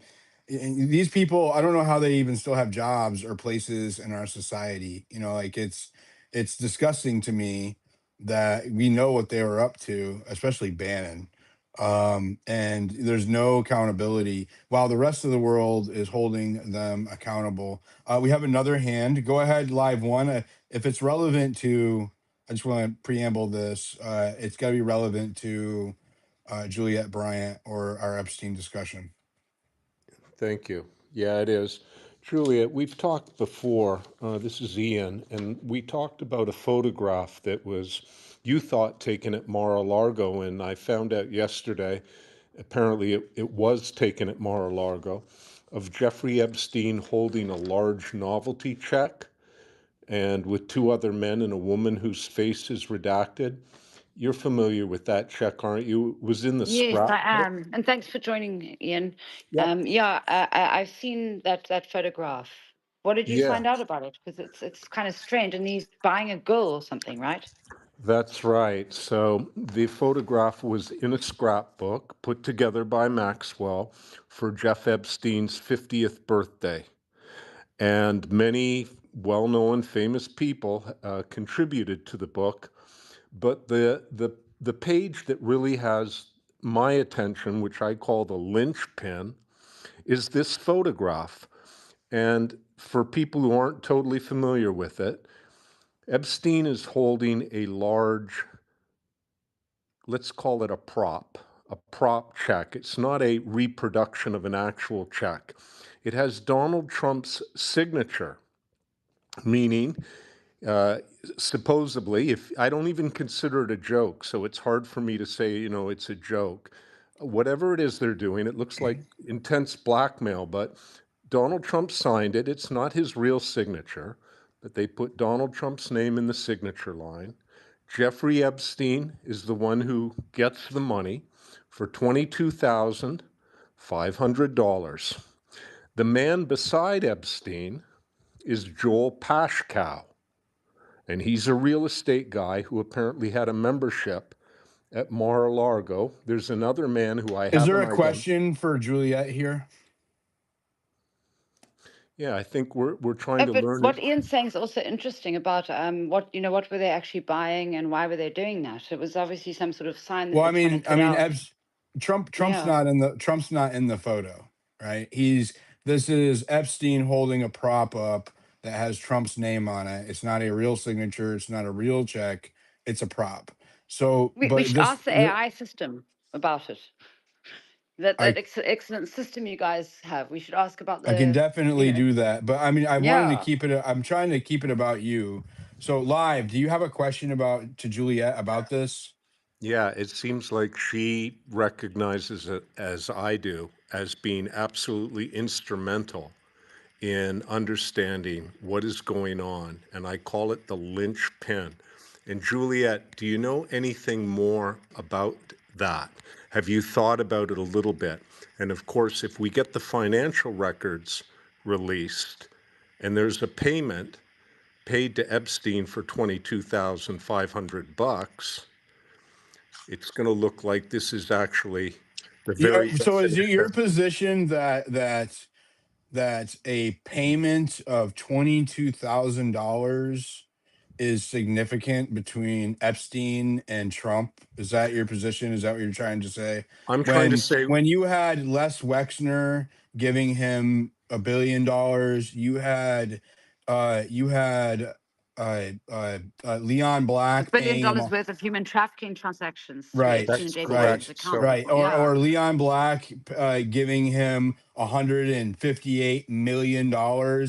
You think that the $22,000 fake check is the linchpin, right? So, I and do because, I'm not trying to be rude here, right? no, But you don't, I'm okay. So I'm going to ask you one last time because the only reason, Juliette, the reason why I'm being like this is because we had him on the space last night. We've already had a long discussion about this. So, uh, Juliette, let me ask you, and mute your mic, please, while I'm speaking live.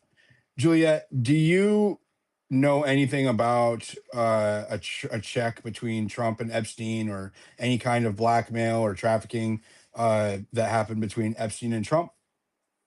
No, not at all. I mean, I'm just saying I did see that photograph. And again, how do we know what's even real these days? What we see online. So, but it's something, I mean, I guess worth looking into. But, there's a lot more stuff to look into. Like we were saying, $1 billion worth of human trafficking between JP Morgan and Epstein's accounts.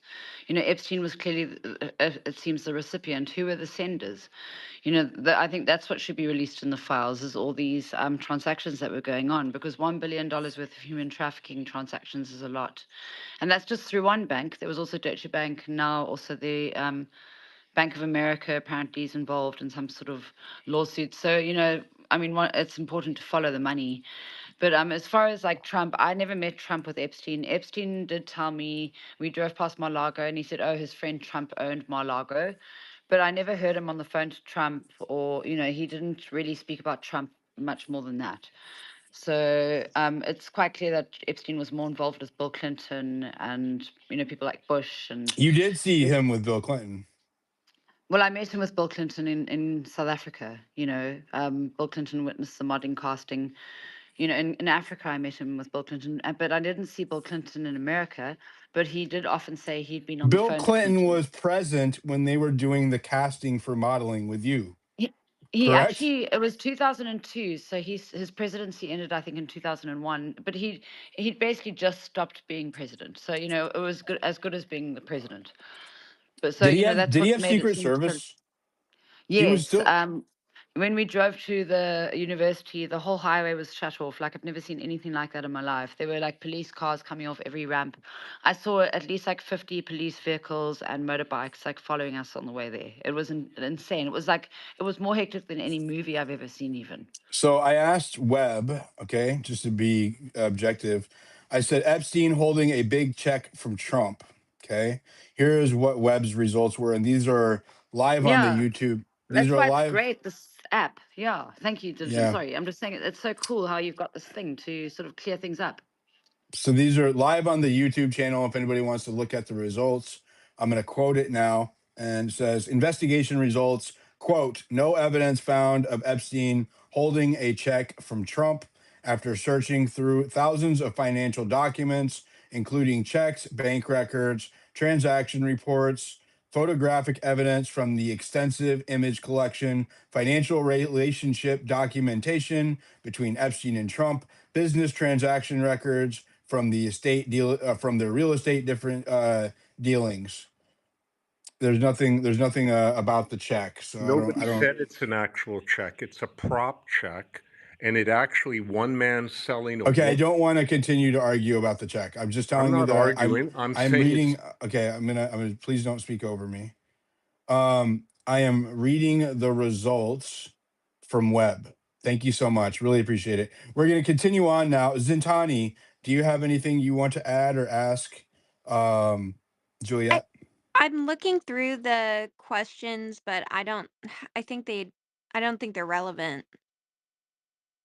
Juliet, Okay, did you by any chance, since you were at the New York residence, did you ever see Howard Lutnick at his house? I don't actually know what Howard looks like. Let me look him up on my phone, he's a and bald, dwarfish little man. because I met those scientists. Is what does he do? This man? At the time, he worked for a place called Cantor Fitzgerald. It was in the 9/11 towers whenever they were hit. Um, I BCG don't. Bank. I don't think Send I know you, him. Juliette. I'm gonna send you a picture of him right now. He Thanks, hasn't changed Diligent. much either. He doesn't. he used He to have has. hair. Yeah, but he does his facial, like, you know how people's faces like morph over years a little bit. He looks pretty much the same. Let's go to Maybe he's Peter. drinking blood, like vampire, or Disavow, who knows? disavow. Nothing surprises us these days. Nothing Yeah, surprises me after these. They're eating the babies. They're eating the cats. They're eating the dogs. Uh, go ahead, Peter.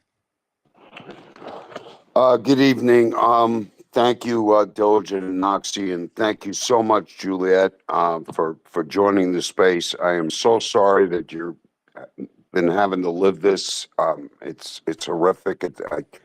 I don't have words for it. I really don't. It sickens me, and I'm sure it sickens everybody in this space in this entire country, or at least I hope so. My question is, and Diligent, you might have spoken on this, or Noxie spoken on this before, and I might not have heard it, but I was always wondering, it in such a gigantic sex trafficking, I don't even know what to call it, business, right? Were there any boys that you might have been familiar with that were also sex trafficked? Hi, Peter. Thank you for joining and for your question, because that's also an excellent question. Because that's what I started to realize, is that it was very strange that there weren't any like young boys being brought to the island. Because as we know, these pedophiles are usually into all sorts of things, and that's what also led me to believe that they were very likely taking our eggs, because otherwise you would have expected to see young boys there as well. So for them to be taking girls at that's sort of age group, and that's also why, like, on the island, like, there was never any alcohol, or there was no drugs, like, it was nothing like that going on. There were no parties. We were all sent to bed early. We sometimes got to watch a movie, but it's almost like they wanted to keep us healthy, if they were taking our eggs. But so that's a very good question, is were there young men there? No, I didn't see any young men at all. But as we know that, these horrible pedophiles do obviously hurt young men, and I send lots of love to any young men who've been hurt, because they're just very bad. But it's an excellent question, because no, I didn't see any young boys around there. Well, thank you for answering my question, and I'm again, I'm my heartfelt sympathies for you and having to deal with this for so many years. It's a crime, and I really have no words. But we have your back, so and I appreciate it, and I'm saying my prayers for you and all of you. Thank you so And much, Peter. and Julia, I just sent you a picture of Howard Lutnick, and it I was sent her. also okay, and it was also his next door neighbor, if that helps you at all. Yep. Um, I have a question from the chat on YouTube. I am paying attention, you guys. The question was, let me go back. Sasha Riley, have you, because along the boys, you never saw any boys. That Sasha Riley went viral claiming he was an Epstein survivor this over the last few months. What do you think about that?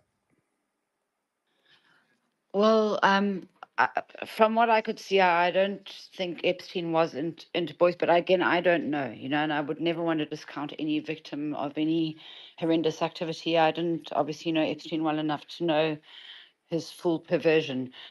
Um, obviously send lots of love to Sasha Riley for whatever pain he's been through.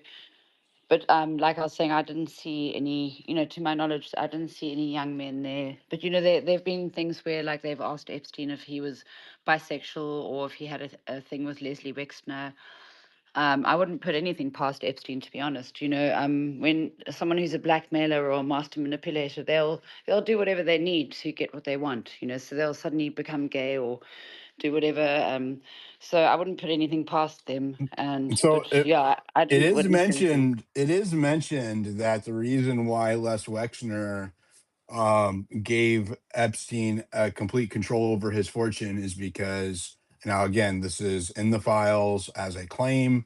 There's no corroboration in there, so I'm not saying that this is true. Just throwing that out there. But it is said in the files that Epstein had sex with Les Wexner and blackmailed him with that, and that is why he had control of his fortune. What do you think about that? It's very possible. Also the way that Epstein got a job at Bear Stearns without having the qualifications. Also how he was apparently a teacher at Dalton. There's also that photograph of him standing by the board where he's written his name, but he's misspelt it. He writes it Epstin and leaves the E off, and then he's like drawn like a butterfly under there, which is also weird because of the butterfly trust. He never told me he was a teacher. He told me he had been a cab driver and he like ended up having a fleet of cabs. So I think, that an amazing man, Eric Weinstein, did an interview recently, and he said that Epstein was like a construct, which was, very open-ended and ambiguous, because does he mean he was a clone, actually? I mean, we don't know, really, do we? Or, was he just someone who was brought in and played a certain part?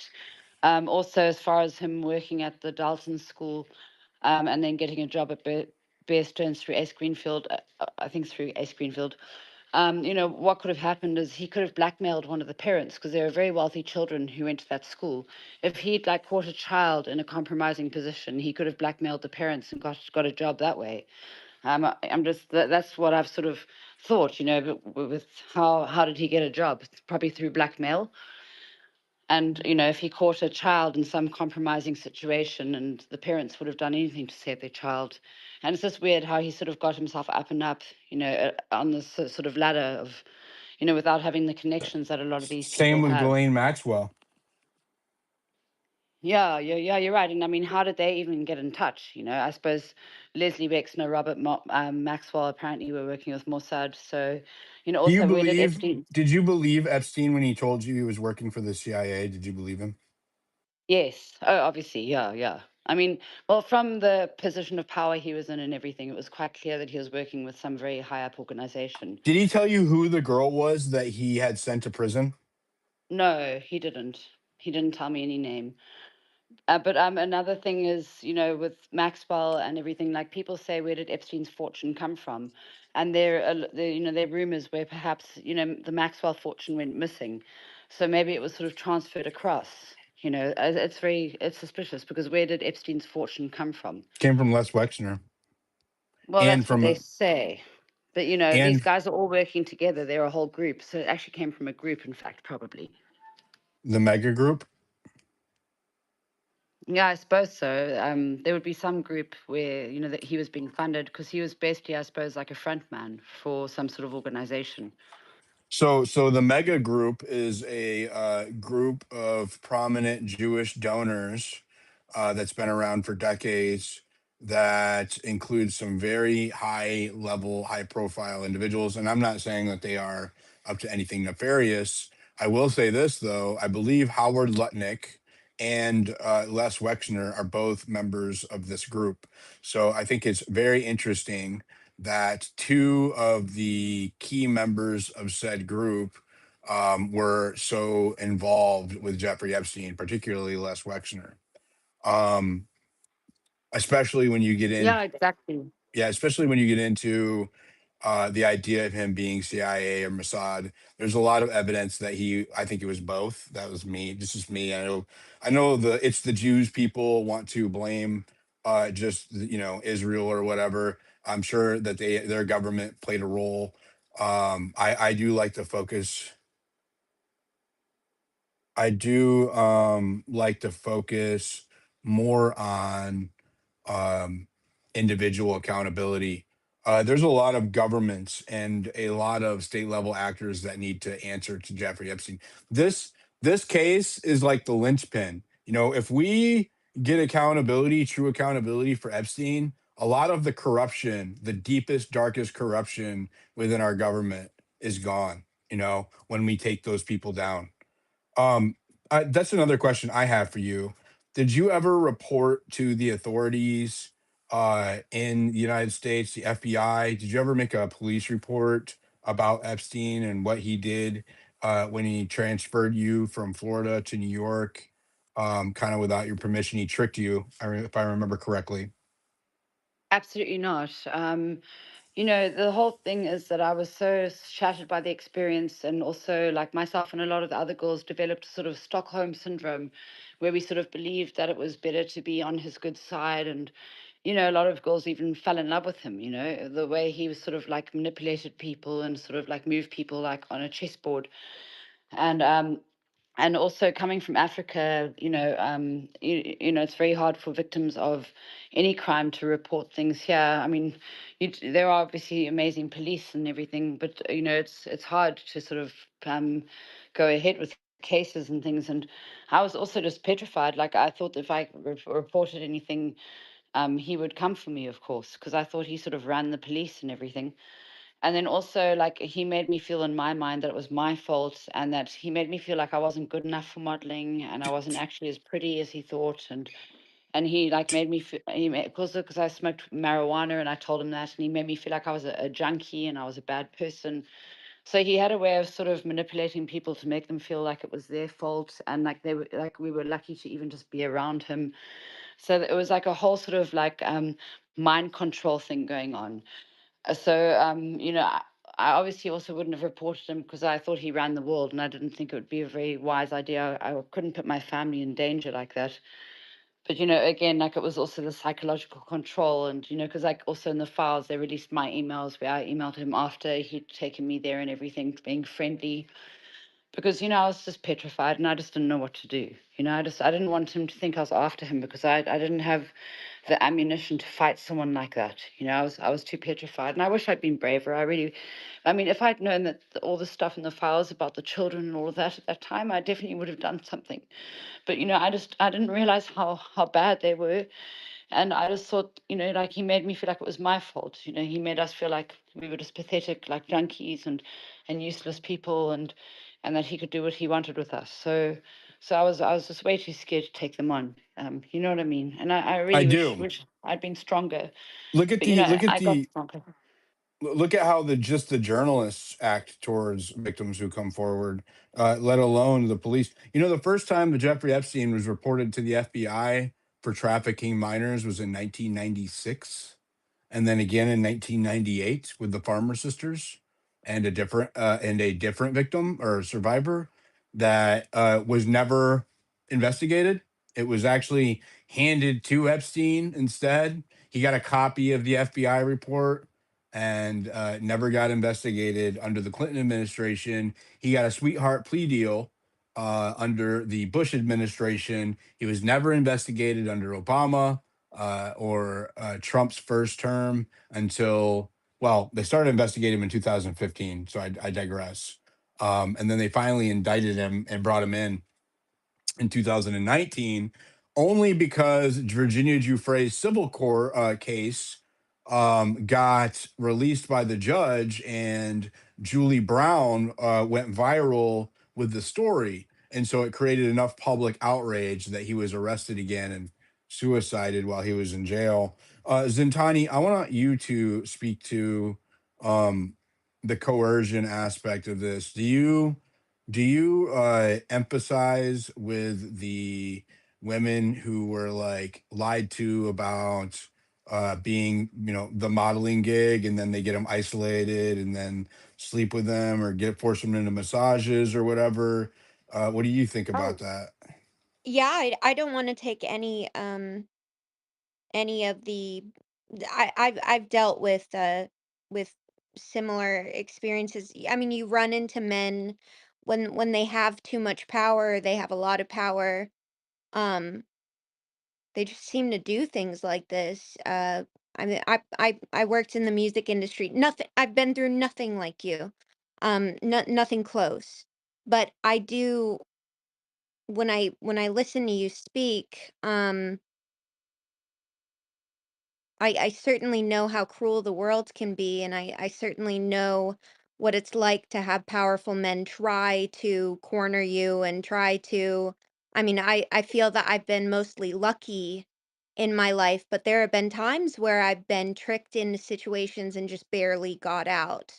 And it's quite daunting how some of these men do it in broad daylight, as if like I've gotten text messages where I'm just flabbergasted because I'm like, dude, I could post this. But the thing is, they have such a hold and such a power that if I do post it, I'm implicating myself. So I truly do understand at least some aspect of how scary it is. um I definitely have respect for you. You have more courage than I certainly have. um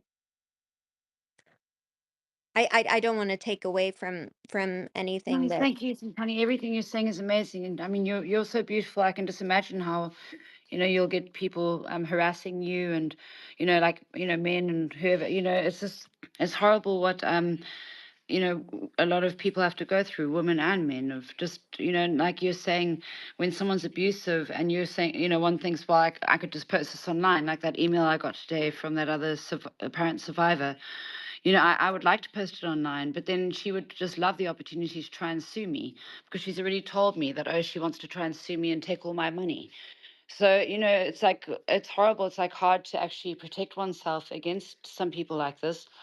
And it's, also something that's very important when it comes to young people these days, we hear these horrible stories where a young person's committed suicide because of online bullying, or, something horrible like that going on. And I just think like there should be more protection for people. Like maybe we need like an AI cop, like RoboCop. You know, remember the movie RoboCop? It was actually based in 2030. We all watched it in the 80s. I actually watched a clip of it recently. It was quite, it made me laugh, because it's like, I suppose, Minority Report, where they can sort of predict crimes before they happen. And but yeah, it's it's, and like you're saying, with these people who are abusive and manipulating and controlling, like also with the whole thing with Epstein when he was being taken in at first to jail.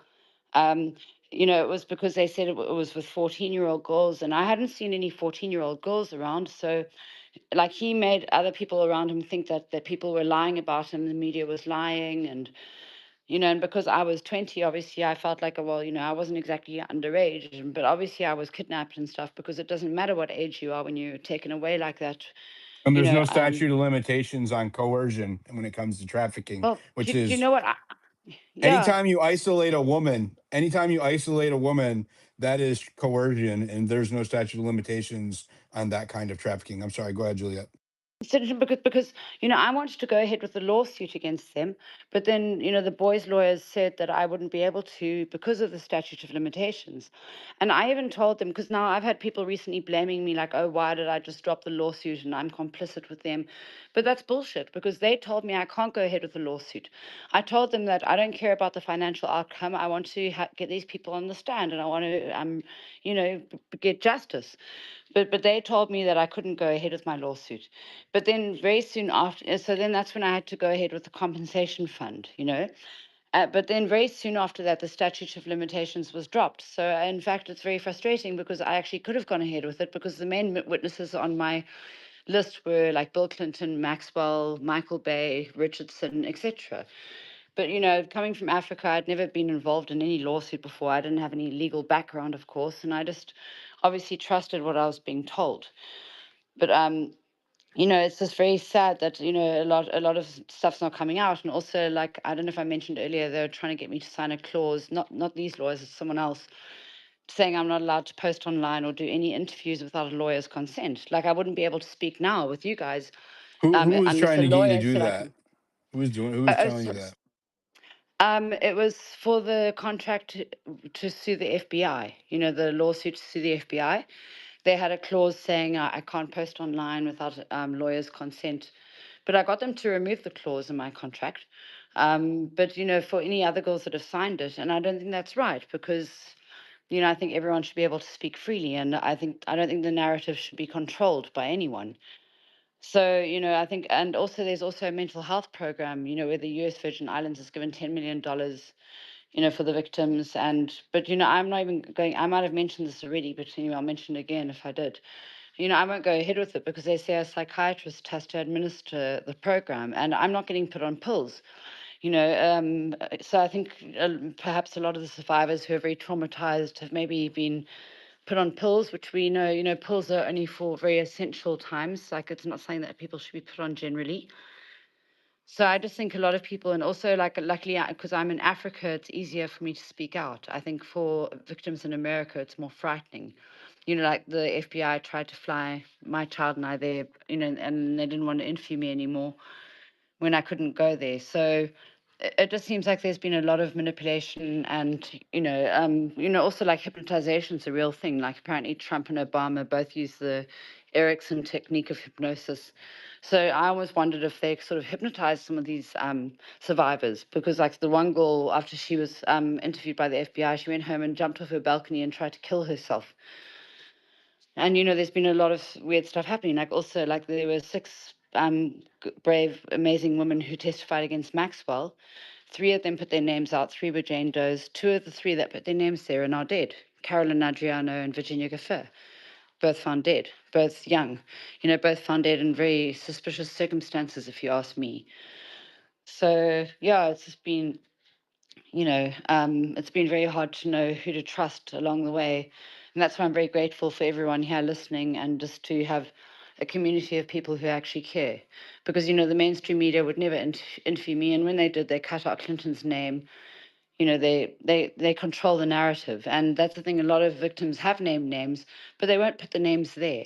And that's why I started an X account, to try and, for my own personal protection, and also obviously to speak out for other victims, both alive and dead. But I've been blocked, but I've kept going on here, and I'm just so grateful for everyone being here and helping. And I hope that more and more of the girls will actually start their own X accounts and get going here, because I think it's It's the time. easiest It's place to time for speak. everybody to, and there's strength in numbers too, right? Like, there is strength in numbers. It is, it's harder to break people who are stacked together. If you have a bunch of sticks, and you try to snap them, you can't break them. One alone is easy to snap, but when everybody is united together, they are unbreakable. And I think that now is the time. If there was ever a time for survivors to come forward. And by the way, if there are any listening, and I know that there's at least one listening right now besides Juliette, my DMs are open, and I will make sure that you are protected in my spaces, and that your story will be heard if you want to have a conversation. I would love to have you on. So about Can, that can, too.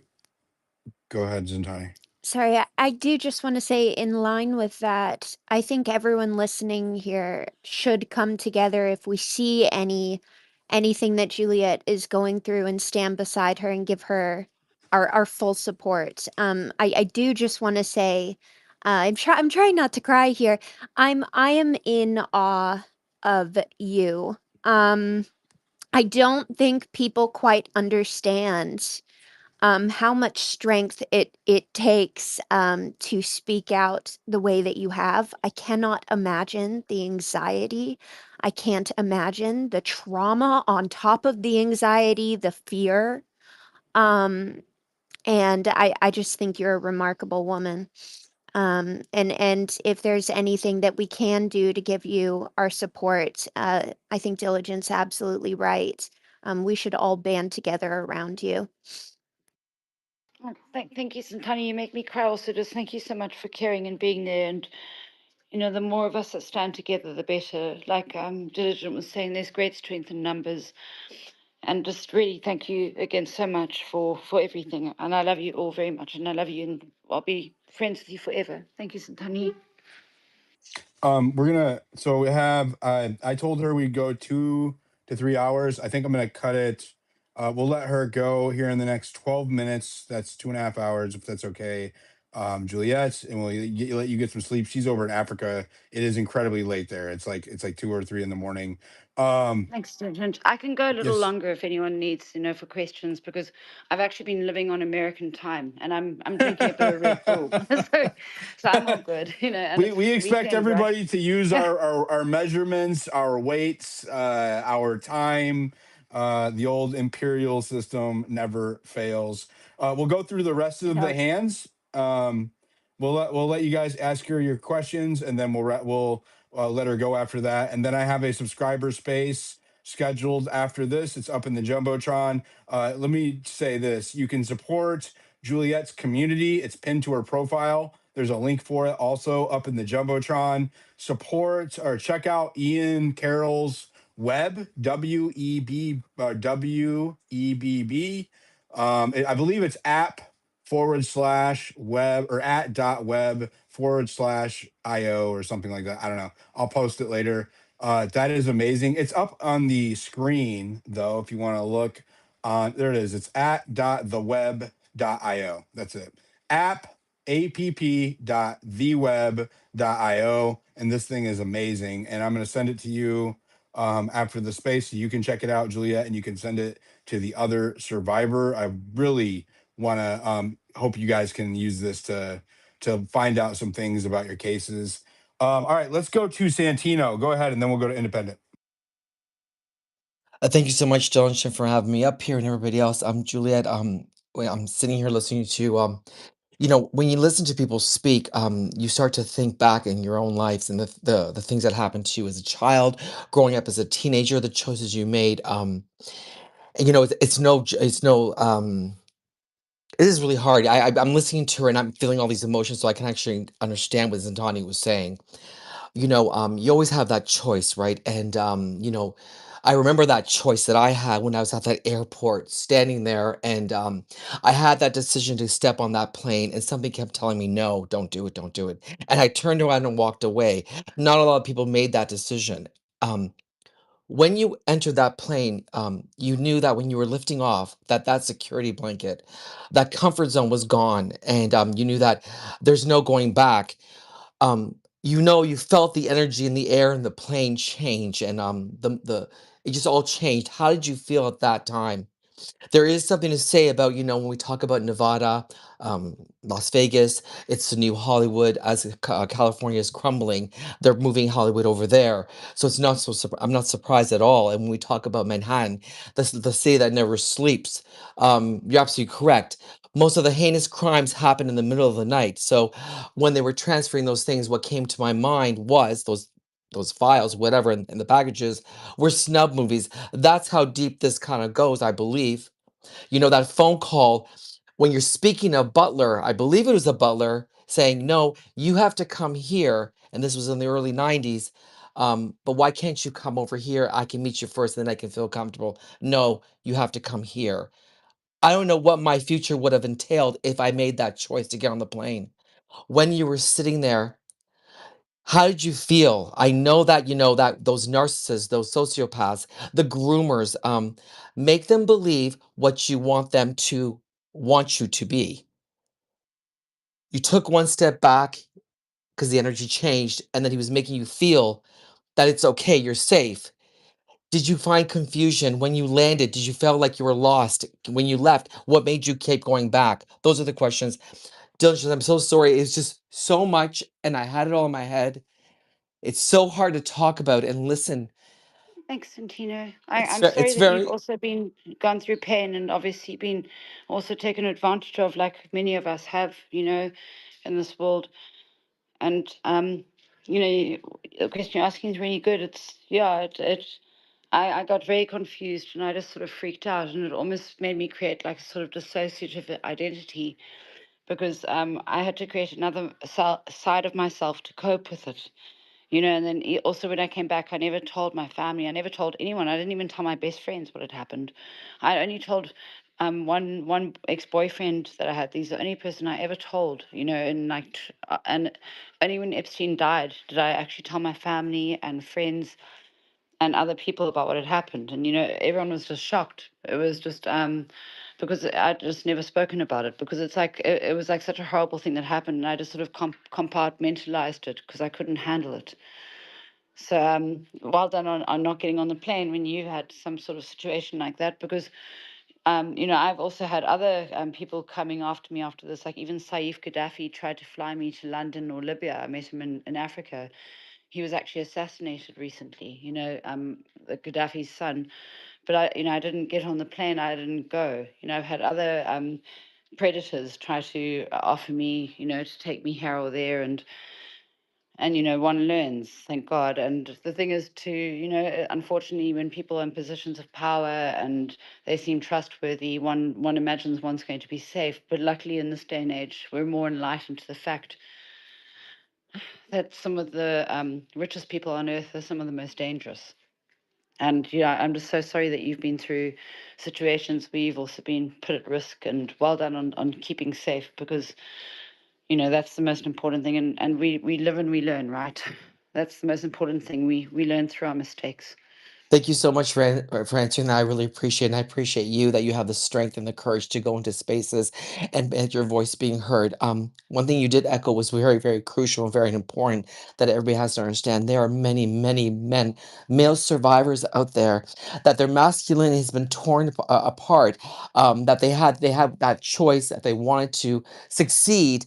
And things that they didn't want to do, they did, and now they're surviving. We should need to have more voices and outreach to these men who have survived similar heinous crimes. Thank you so much. I really appreciate I it. And completely agree. And it's even harder for men to talk out because, boys are taught to not cry. And I think that's a load of bullshit. I think men should be able to cry. And I know a lot of men have been hurt. And it's very hard for them to even go there and think about it. And that's what I've said before. This is not a Me Too movement. This is a We Too movement. This is not about women getting hurt. It's about people getting hurt. And I just send so much love to anyone in our group who's been hurt, man or woman or whoever. It's really wrong what these people do. And it's often people in positions of power who do it. Also it happens at schools, it happens in institutions. It's often people who are respected, and it's very hard for a child or a young person to deal with that. And I just send so much love to anyone who's been hurt by any of these bastards. And they get hurt by women too, as bastard men and women, because I'm not saying it's just men who do this sort of stuff. You get a lot of very evil women out there too. Ghislaine Maxwell is evidence of that. 100%. Go ahead, Independent. Yes, Juliette, I'm hoping I'm pronouncing your name correctly. First of all, I just want to extend a sincere apology on behalf of the fact that our government in the United States of America, because you said you are in Africa, that our government has allowed this abuse to continue for survivors like yourself and all the other women survivors and cover it up and basically shove it down. They have been complicit in the abuse that all of the Epstein survivors, no matter if they're male or female, have experienced. This should have been taken care of by our in-depth, inept, and completely corrupt government. Epstein was a citizen of the United States of America, and our corrupt justice system should have dealt with him a long time ago. He has been doing, and his cohorts have been engaging in their, in my opinion, sadistic actions for decades now. And so the fact that that wasn't nipped in the bud decades ago is just a travesty. So I wanted to start by saying that first because I feel like that needed to be said. Secondly, you were right. You do have to be very aware of your safety. Um, Dealing with people with power, and this is just a statement, then I'll ask you a question. I have dealt with people with power, and I know how evil they can be. So yes, definitely always put your safety first, no matter where you are in the world.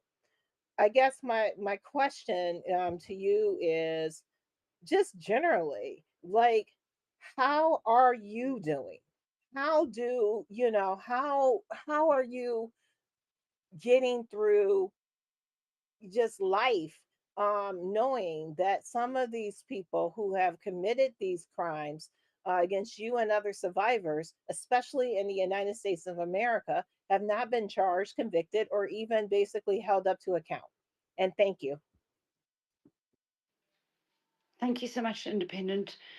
And you're quite right, about these people not being held accountable because it's very frightening. I'm wondering, will there ever come a day where I can go out and feel safe again? Especially with like a lot of the victims being found dead and, all the lies in the media. And, now they suddenly, have released a lot of the emails. They haven't obviously released all of them, as we can see. But from what we've seen, we can see that they're very, very evil.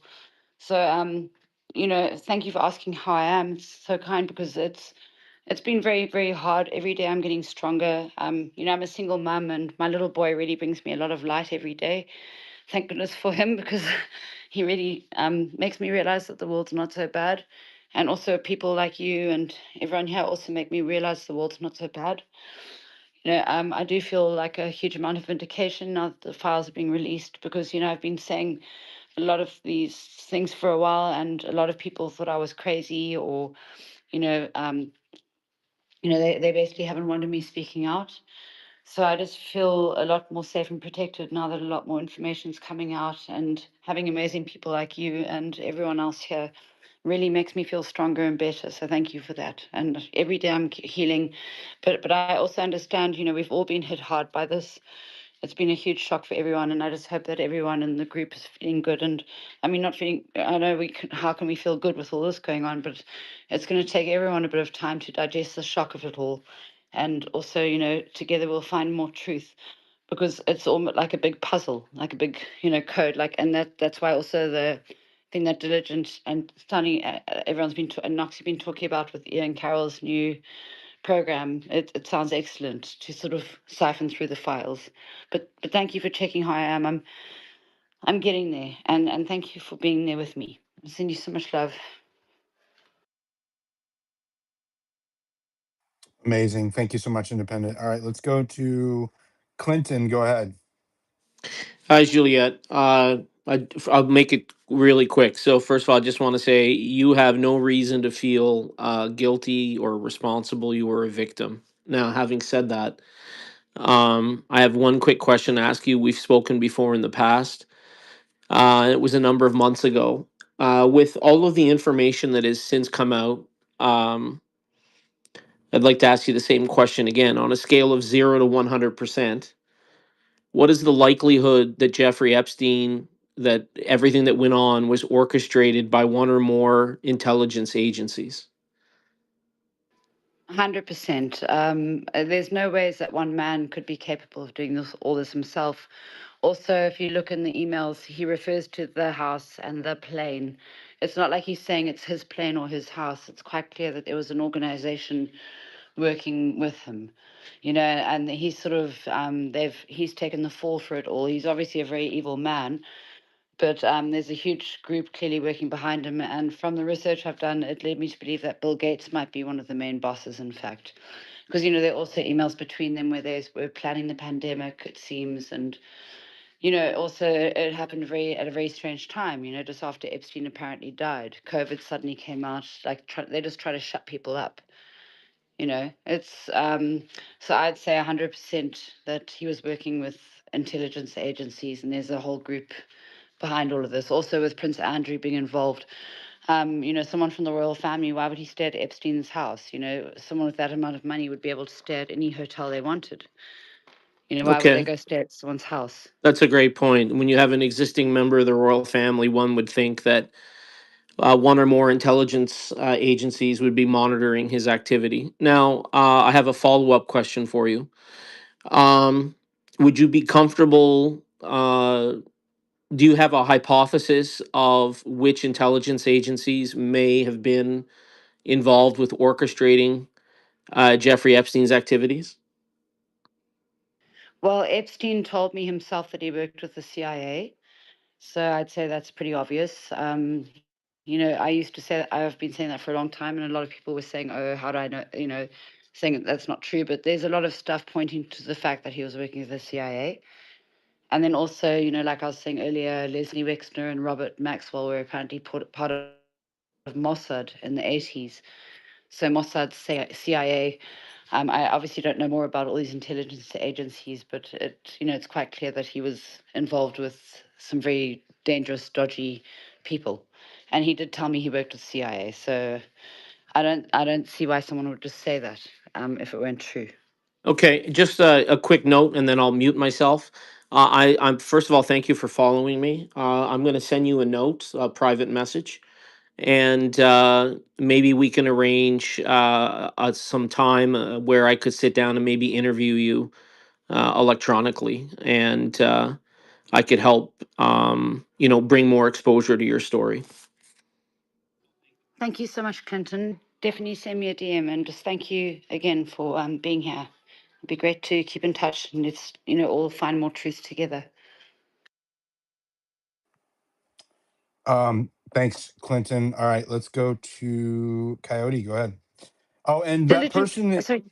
yeah, that person you were asking me to bring on stage, I don't see them requesting. Wuhan? Oh, Wuhan, yeah, my friend, because Yeah, he's tell her helping to me with the whole request. community. I'll tell him to Yeah. request again. Thank you so much, Yep. Diligent, and let's go for Coyote. Thank you, Coyote. I appreciate it, and thank you, Diligent and Ziatani, and of course, Miss Nazi, one of my favorite influencers on here.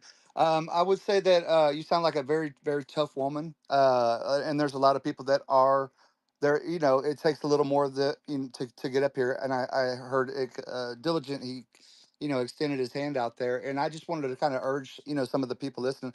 The people up top up here are the people that are willing to go the distance. They love the country, but also they've been keeping up with this for a long time. The second thing, it's our country is in a very it's in a very it's in a pickle, and it's up to, I don't see any other way up but we the people to kind of come up with some kind of solution on that. So the Epstein case has turned into more than just the Epstein. It is big. It's an American issue. And so anything, and I want y'all to really take that into consideration as to how powerful and how much of an impact that this right here and amongst others could have whenever you go to speak moving forward. But I understand at the same time that it's easier said than done. I do not know how I would be if not. But I admire Miss Julian here because it takes a lot of courage. But I just wanted to kind of put that out there. I don't have any questions because I know you probably maybe about questioned out. But these people, I just want to reiterate that they are willing to go the distance in order to bring whatever is truthful and is the actual, like to get it out there. And I am willing to go the distance, for this country and to get it back to, some kind of normal, whatever. Not for me, but for our children and our children's children, because this is unacceptable.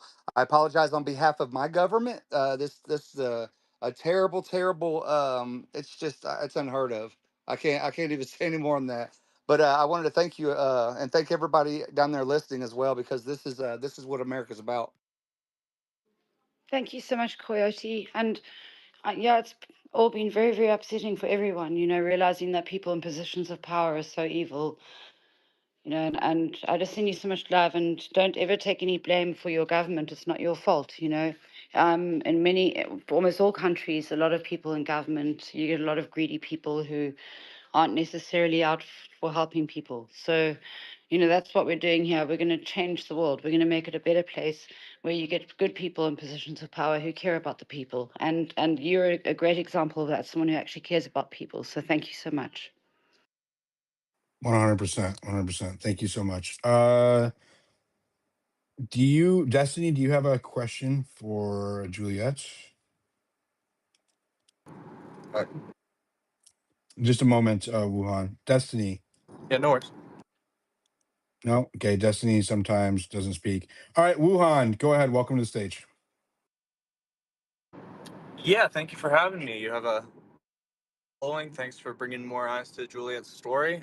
We've been working on a crypto project too, called Survivor Coin recently, and just wanted to, let everyone be aware of that. We're pretty stable now. We have 150 million of the supply locked till August. It's going to be like a long-term project. We're going to continue doing, you know, um, engaging with the Well, we're going to community do and growing charity, it. Wuhan. We're Yeah, going to we're charity. going to do Yeah, make you a want lot to of touch on that? difference. Well, like, you know, I'm not a crypto promoter, but like I said, these amazing people started the coin. Wuhan has been amazing, helping me, sort of guiding me, telling me how it works, because, you know, I do understand a bit about trading and all that. But you know, basically we're working against the system. It's Survivor Coin. You know, like look at Elon Musk starting his Dogecoin, and look what just happened with Bitcoin. How apparently Epstein was involved with Bitcoin. You know, Epstein was involved with Bitcoin. He was involved with the banks. Who are we supposed to trust anymore? So anyway, we're starting our own little community going against these people. Yeah, we're a small community, but we're growing very quickly. And you know, it's much like David and Goliath. We you know, it's strength in numbers, and I'm just very grateful for the cool community, and the, like I said earlier, you know, the transaction fees have been donated to my cause. I've been putting it back into getting everything going and helping to get the coin going, and it's going to be a very secure project is what I promise people. Obviously I'm not here to promote crypto or anything, but I'm just saying that it's you know, I believe in our project and we're going to be helping many people basically, because The that's our plan. community is pinned to her profile if anybody wants to go check it out. It's pretty easy to find. Wuhan, are you guys going to be using it to try to help you know, the survivors of Epstein or of sex trafficking in general, or what's going on Yeah, with that there? in general and on a local level, and also for Juliet's lawyer fees. So all the transaction fees from buying and selling of the coin go straight into her pocket, 100% of it.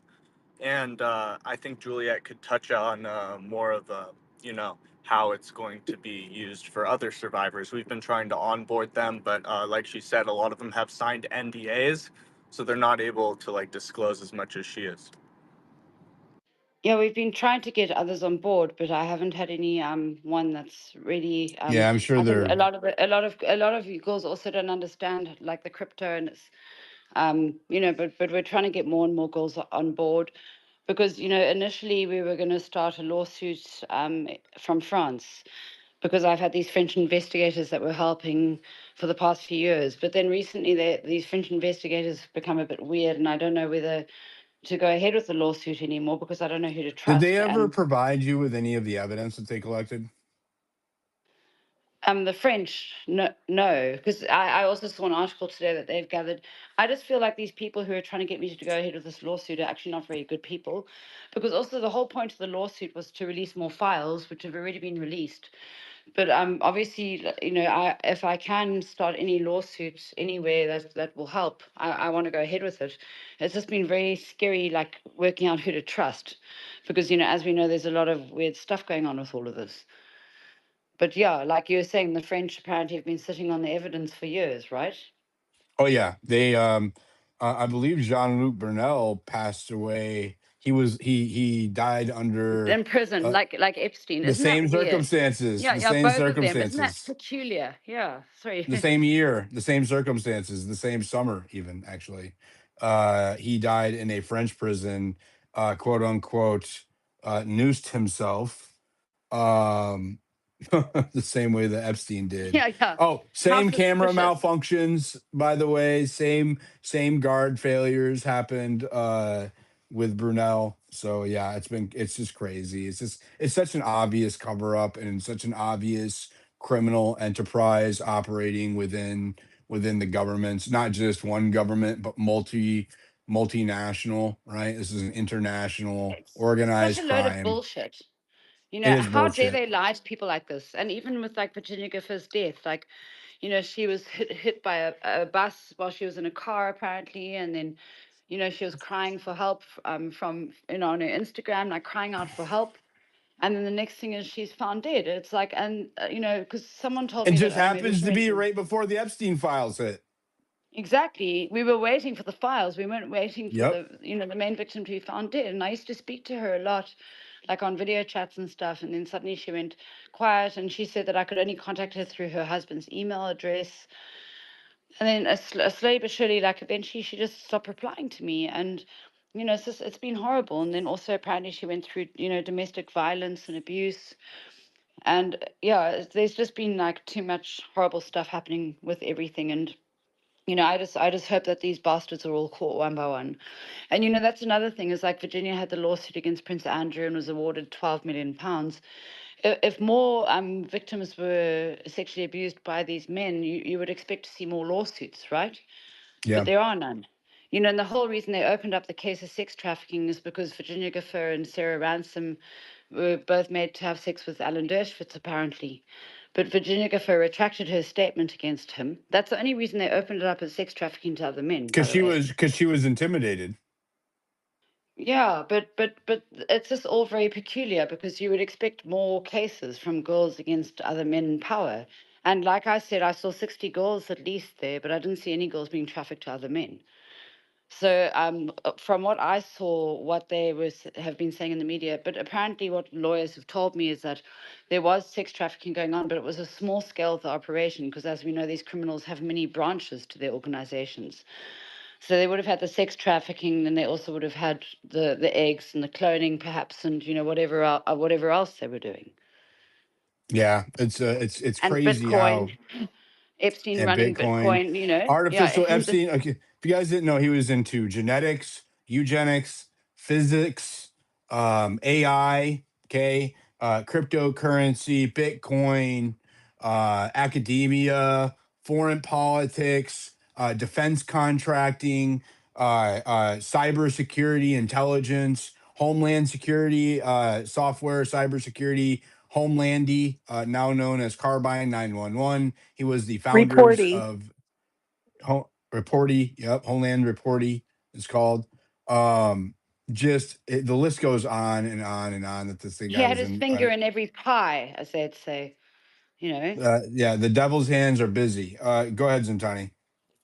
And also, I was looking on that web app thing, which is phenomenal, by the way, and found out we don't know how much money he donated to, at least in the files available.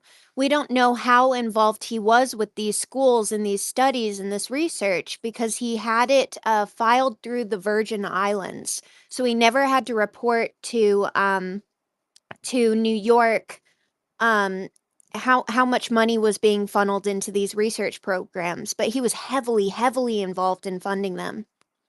You're completely right. I mean, didn't he even had his own office at Harvard or something like that, Yeah, And Yeah, yeah, in music schools, he was very interested in like talented musicians, and yeah, I mean, he put in I, $35 million into Harvard that's a lot funding of these money. this research. Yeah, Yeah, that's the thing. I think the media should be looking more into these financial transactions and what he was actually doing with all of that, because you'll find that they're obviously covering it up, much like they've covered up and redacted a lot of the names in the files. because there's obviously they're a very big criminal organization. I think they're going to just. What I've heard is that they're just going to trickle it out slowly because otherwise it's actually too much for people. Just it's the shock of it, so it'll trickle out. And I think we got quite a big splash of information recently. Thank you so much, Julia. I just want to again thank you for your bravery in coming forward, and for your time. And I do have one last question. Oh wait, I did have a question from a listener that I did want to ask you. Let me see if I can pull it up. Oh, no problem. Can I talk about something else while you get the listener on? Because Yeah, I was just going to read the question, but go ahead. oh sure. Okay, you do the question because there was a note I wrote here that I just wanted to add something else. Okay.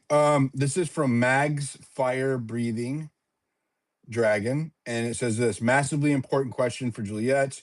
There was another person present that day at the restaurant. Mr. Anonymous has yet to be identified. She thought maybe it was a speechwriter of Bill Clinton's in Africa. Do you remember who the other person that was present uh, with Naja Hill at the restaurant when they approached you? Well, it was Bill Clinton and Kevin Spacey and Chris Tucker, like I said earlier, and Jeffrey Epstein. And they were sitting with some government officials that I assume were from South Africa. But the government officials, I wasn't really introduced to them. It was only the other guys that stood up and shook my hand. So I didn't meet the rest of the group. But who was it? Was Is there what a I want man to with know. Naja Was it Hill? perhaps the president of South Africa, perhaps, or the next Zuma? Was it Zuma? I mean, who was it? I don't know. That's what she's asking. She's at, so the first time you were approached, was it in a restaurant or a bar? It was a place called Usaka on Kloof Street. It was like a Was restaurant was bar. was Yeah. Naja Hill alone or was she with a man? When she approached us, she was alone, but like whoever's speaking is probably very right. She probably was with someone there, but I didn't see the person and I wasn't introduced to them because, people don't usually go to a bar alone. So yeah, it's quite correct. But I don't know who she was with. Okay. All right. Well, that's the question. What was your note?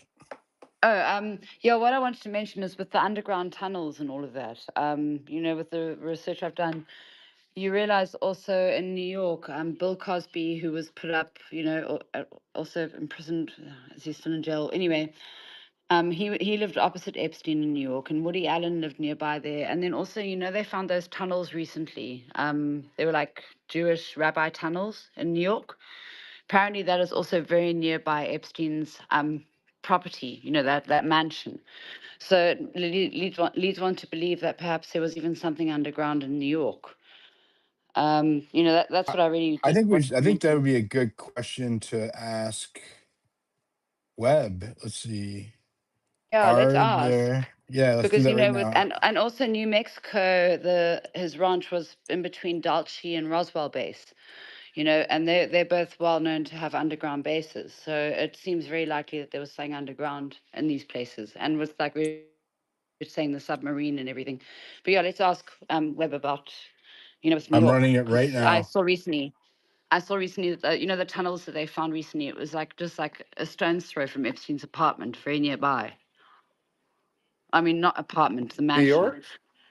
Yeah, in New York, those tunnels that they found were very, very close by to Epstein's mansion. And, like I was saying, Bill Cosby lived across the road from him there. Woody Allen lives nearby. And also another thing that's interesting is in Palm Beach, Donald Trump's, I don't like to badmouth anyone, but his house is like 4 minutes away from Epstein's house in Palm Beach. Yep. So Quarter again, if mile. there was something underground there, and I mean, obviously these people will know each other. Like I'm not, I don't it's quite clear who the perpetrators are here. Like Clinton walked through while the casting was going on. I didn't meet Donald Trump, Wow. Okay. but you know what I So mean. It's clear yeah. there are underground systems going on here. So here's the findings, and I think this is very interesting because I didn't know this. No direct mentions of tunnels. After searching through multiple document sources, I found no direct references to tunnels connecting Epstein's properties or running underneath them. The searches for tunnel or underground passage, secret passage, or similar terms did not yield any evidence of such structures. However, What the documents do reveal about property features is that they had extensive basement levels. Epstein's Which is prime underground. There we go. Sorry, Diligent. So you're, Yeah, yeah, well yeah. done. So Epstein's primary residence had two basement levels. That's strange, okay? One basement's normal, but to have two levels of underground basements in New York, that's weird. Okay, so Gosh, so one you found was this now. This is yeah, fascinating. You actually found this from this program. yeah. Let me bring it up on the screen. That's incredible. Because yes, and it's in New York because I had a feeling that they're selling underground there. Because if you look up, you know those like I said, those tunnels that they found recently, you can look it up. It's apparently very nearby. Yeah, so if you guys So look on this, yeah, I'm looking. I got my thing open. yeah, so you can see on the screen there's a description. Now, this was part of the House oversight releases, and there's a description of the home in New York, custom residential stone exterior, blah, blah, blah. Um, and I didn't know this, but it was actually a repurposed school, which is kind of scary in and of itself. Epstein's home in New York was originally a school that he repurposed into a single family home. Wasn't it Biggest, a school for girls too? I Exactly. It's I weird. don't A school. remember I don't remember per se. But I know for a fact it was a school. I also know for a fact that after Epstein reconstructed it into a home, it was the largest single residence in Manhattan per square foot.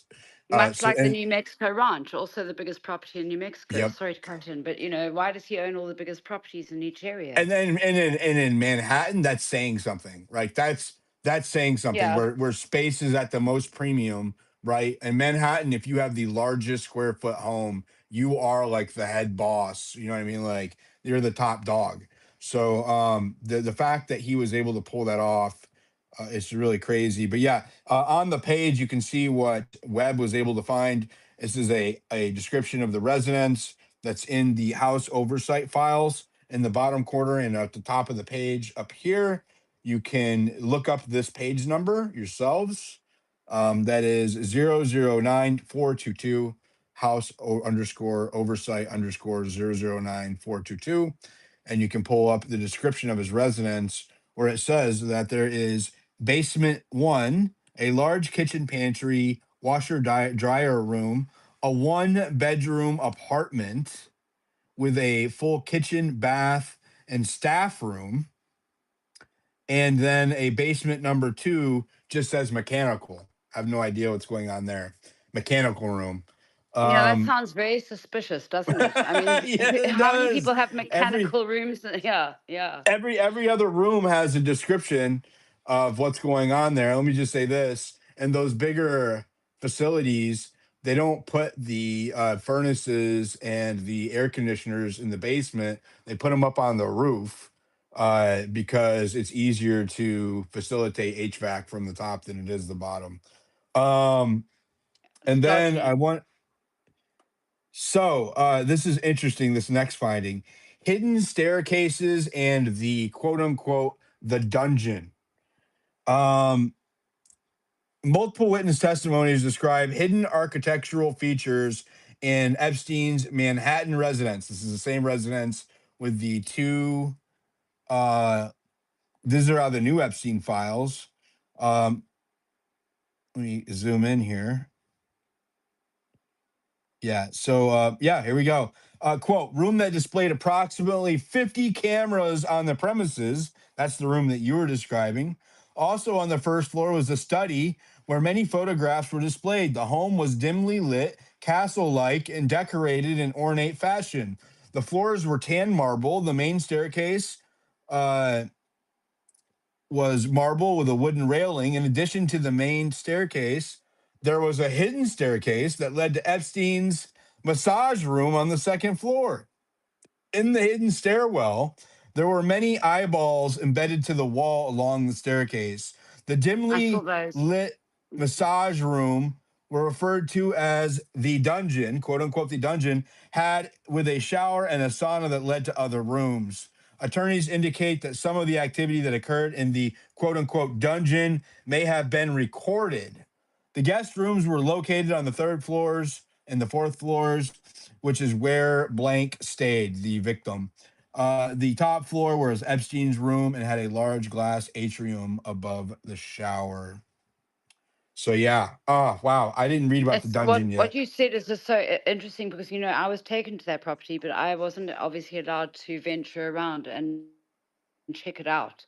I think I was on the third floor, and they had like a Scottish room and an English room. It was all very like that's the other thing. It was like an English house, which, and also Prince Andrew like used to go stay there. So it's just it was a very weird property, and the fact that, like you just said, there were two basements. Like they say, there's nothing underground. That is underground, and God knows what else was there. And God, thank you for that information. It's amazing, Diligent. That's We all And need to look into this more. here's another one too. We'll finish with this one. It says the grotto construction on Little St. James. I didn't know about this. And this thing is amazing. Shout out Ian Carroll. Good job, bro. The grotto construction on Little St. James Island. The documents contain extensive references to grotto construction on Epstein's private island. A grotto is typically an artificial cave or underground chamber.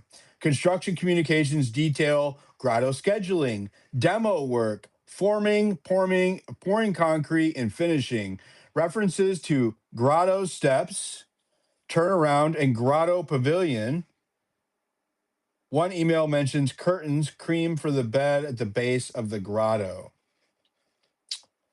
So it does show that even apparently at Epstein's Island, there was a quote unquote grotto that I haven't Oh, seen on the surface plans. We looked at his blueprints during one of our spaces, and I didn't see that. So definitely have to dig into that later. oh, I Man, think there was this definitely just something more there. gets Sorry. I think it's interesting too that the massage table in his New York home, because Howard Lutnick walked in and he said that he took the tour, he saw the massage table.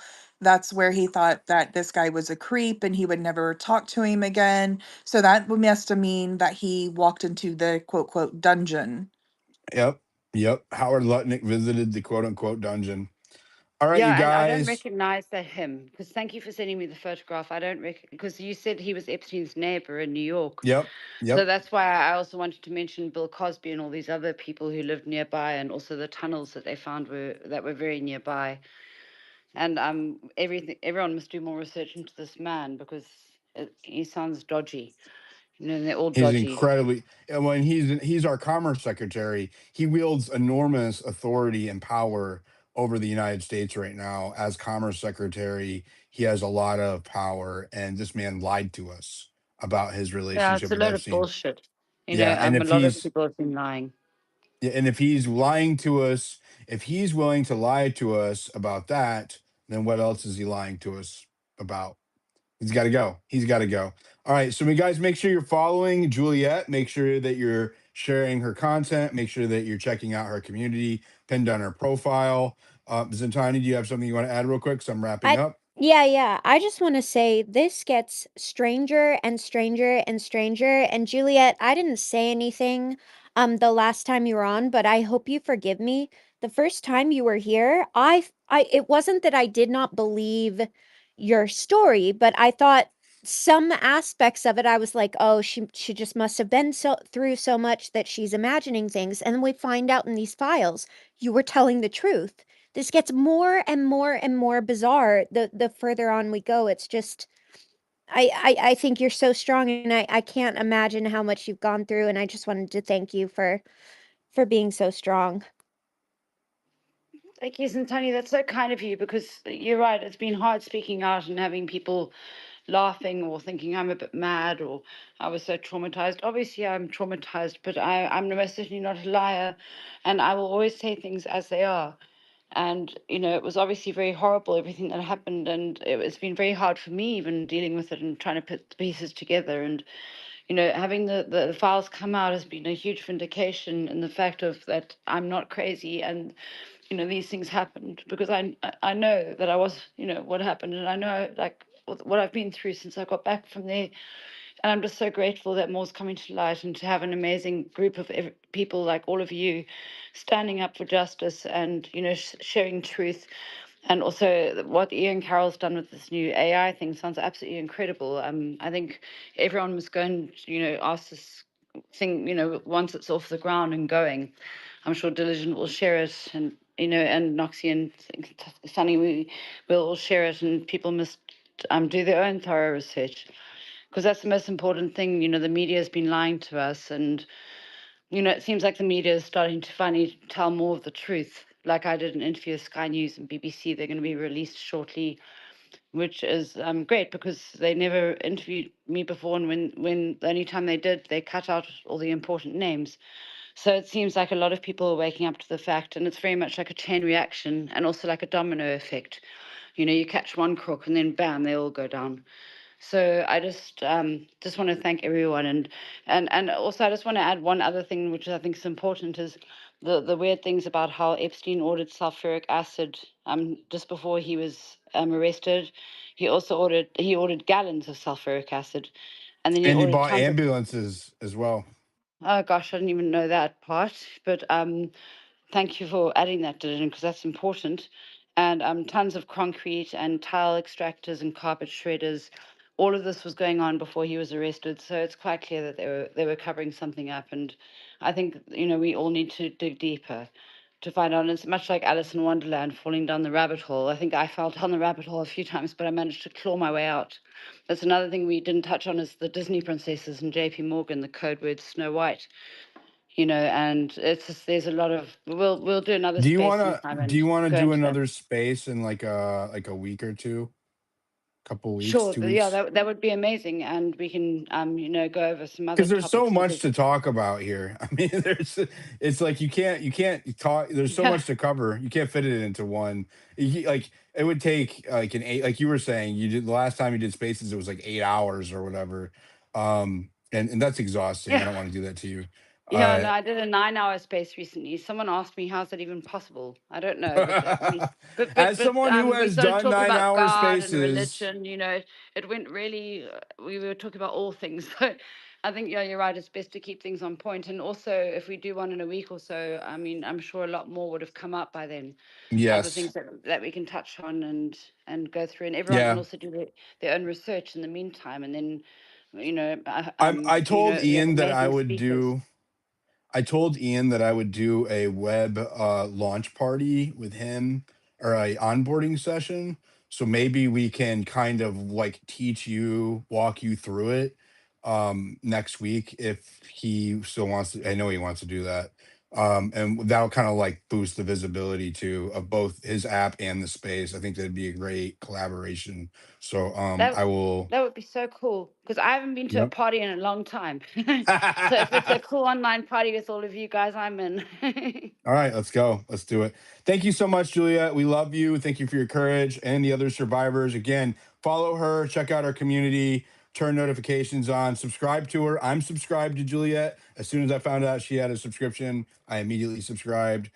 Support all of these Epstein survivors, all of them, right? All of the confirmed ones. Listen to the ones who may not be being heard, right? I'm not saying that everybody who says they're a survivor is. We should definitely hear them out and investigate those leads.